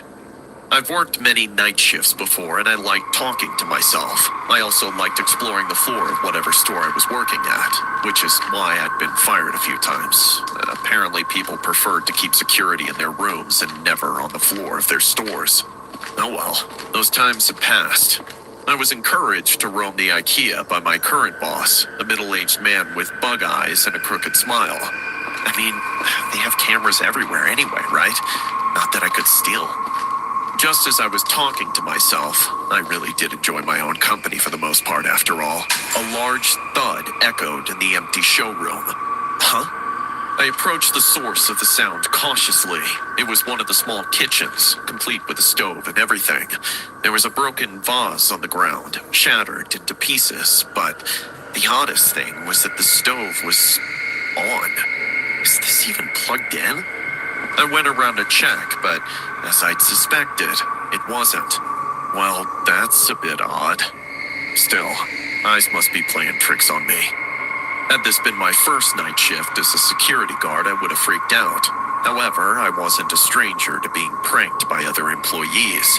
And, well, the IKEA was massive. It felt like the perfect playground for some bored teens who thought it was fun to mess with their elders. Very funny, guys. I almost got worried about the ghost you guys were talking about earlier. I caught the day shift guys right as they were leaving the building. One of them called me crazy for taking on the night on my own. Maybe that was his way of preparing me for what came. What are you guys up to now? I was getting a bit agitated. I needed the money, and that meant staying calm and not getting into a fight with whoever had snuck in to mess with me. However, that was harder than I thought. I tried to make my steps heavier, slamming my work boots against the ground as I walked. You know, if I catch you, you're gonna have a very nice chat with the manager. I bet that's not what you want, right? A few meters from the kitchen I'd been standing in was a bathroom. I expected my work friends to be there, as that's where the most recent crash came from. But there was nothing, just a shattered mirror on the ground. Well, there was something else, too. A weird note with "Get Out" scribbled on it. Okay, this is getting weird. Then again, the whole situation was a bit weird. Why would someone who'd worked all day sneak in just to mess with a newbie? It had happened to me before, but I still couldn't grasp just why. And, well, against my better judgment, I felt that there was someone or something in the building with me. But that was impossible. See, when you work security for a long enough time and love snooping around places you should not go to unless there's an emergency, you start to recognize the sounds people make. Walking, moving around, even just breathing. There was nothing. Okay, this isn't funny. Something just didn't feel right. It felt like I'd been wandering the rooms for hours by then. And yet, when I looked at my watch, I was only 10 minutes into my shift. Okay, I still have 7 hours to go. I'll just sit down and hope for the best. My plan failed. I went up to the door of the security room, but it was locked shut. What the hell? I wrestled with the door until it eventually gave way. By then, I was panting, terror creeping up my spine. Something wasn't letting me relax. Words froze in my throat as I barricaded the entry. Just what on earth was going on? Only then did I realize that the cameras I was supposed to watch were still very much on. Okay, that's good. Let's just find those punks. I bet you're all laughing your heads off. I know it's you. Kids, no matter how much I stared at the footage, I found no one but me in the store. I was truly on my own, and yet I hadn't noticed it much before, but the rooms themselves constantly moved. A glass switched places with a vase here, a TV turned around there, and so on. Is this place haunted? I wanted to laugh, but I couldn't. Suddenly, I felt the air in the room shift. It was so cold all of a sudden. I heard it again. Laughter bounced off the wall, loud and sharp. I felt cold, heavy arms wrap around my body, keeping me in place. And then, I ran. The only feasible way out was through the windows. The store's main door was locked, and I didn't have the time to mess with the alarm system. Luckily, I wasn't too high up. It didn't feel like such a hard thing to do, but it was still a struggle. Dragging my body around with what felt like hundreds of pounds of extra weight on me. Let me go! I managed to somehow twist my body around, and within seconds, I was out. But as I ran away as fast as I could, something landed atop my head. It was a sheet of paper, sticky and gross from the rain. The wind must have ripped it off whichever building it was plastered to. As I tried to check it out with still trembling hands, I realized that perhaps there was a reason why I'd been offered a lot more money than normal for the job. It was a missing poster, and the name on it was awfully familiar.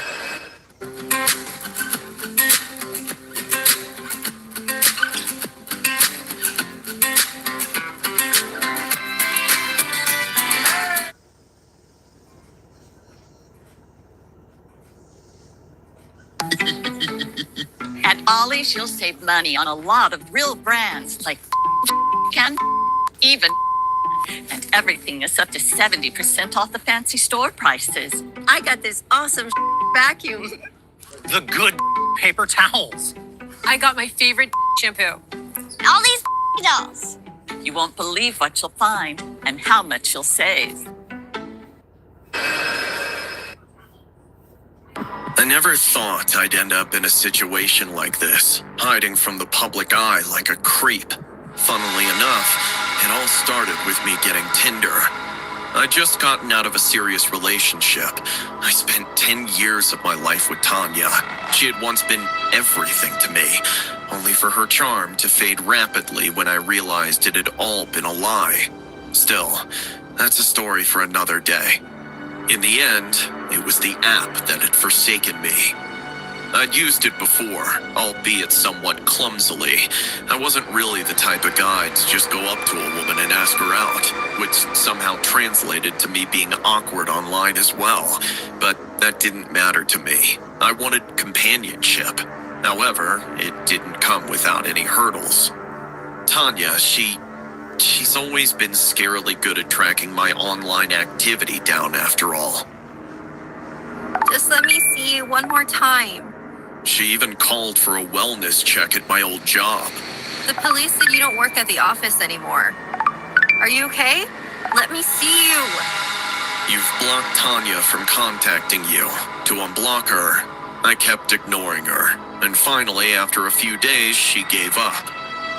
I couldn't keep on living with her chasing me around like that. I needed to be able to do things.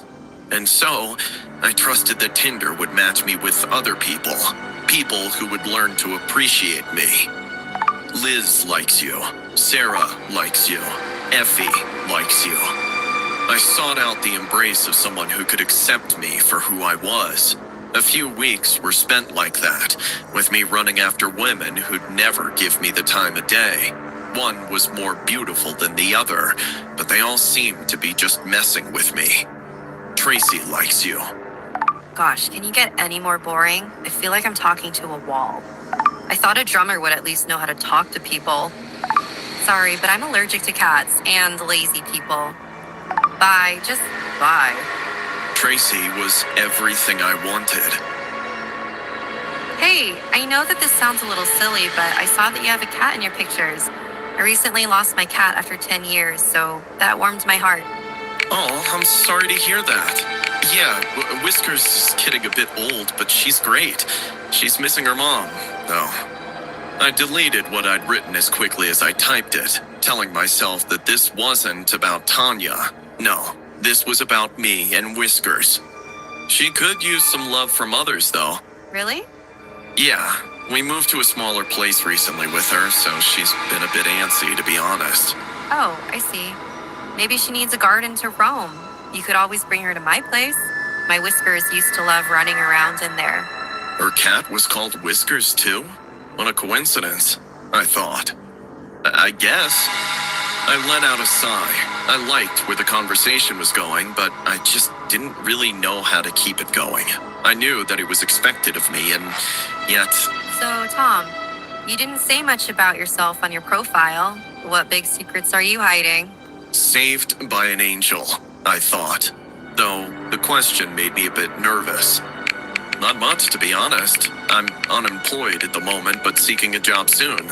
I, had some rough times. Oh, I see. Would you like to talk about it? I can always go over to your place and comfort you.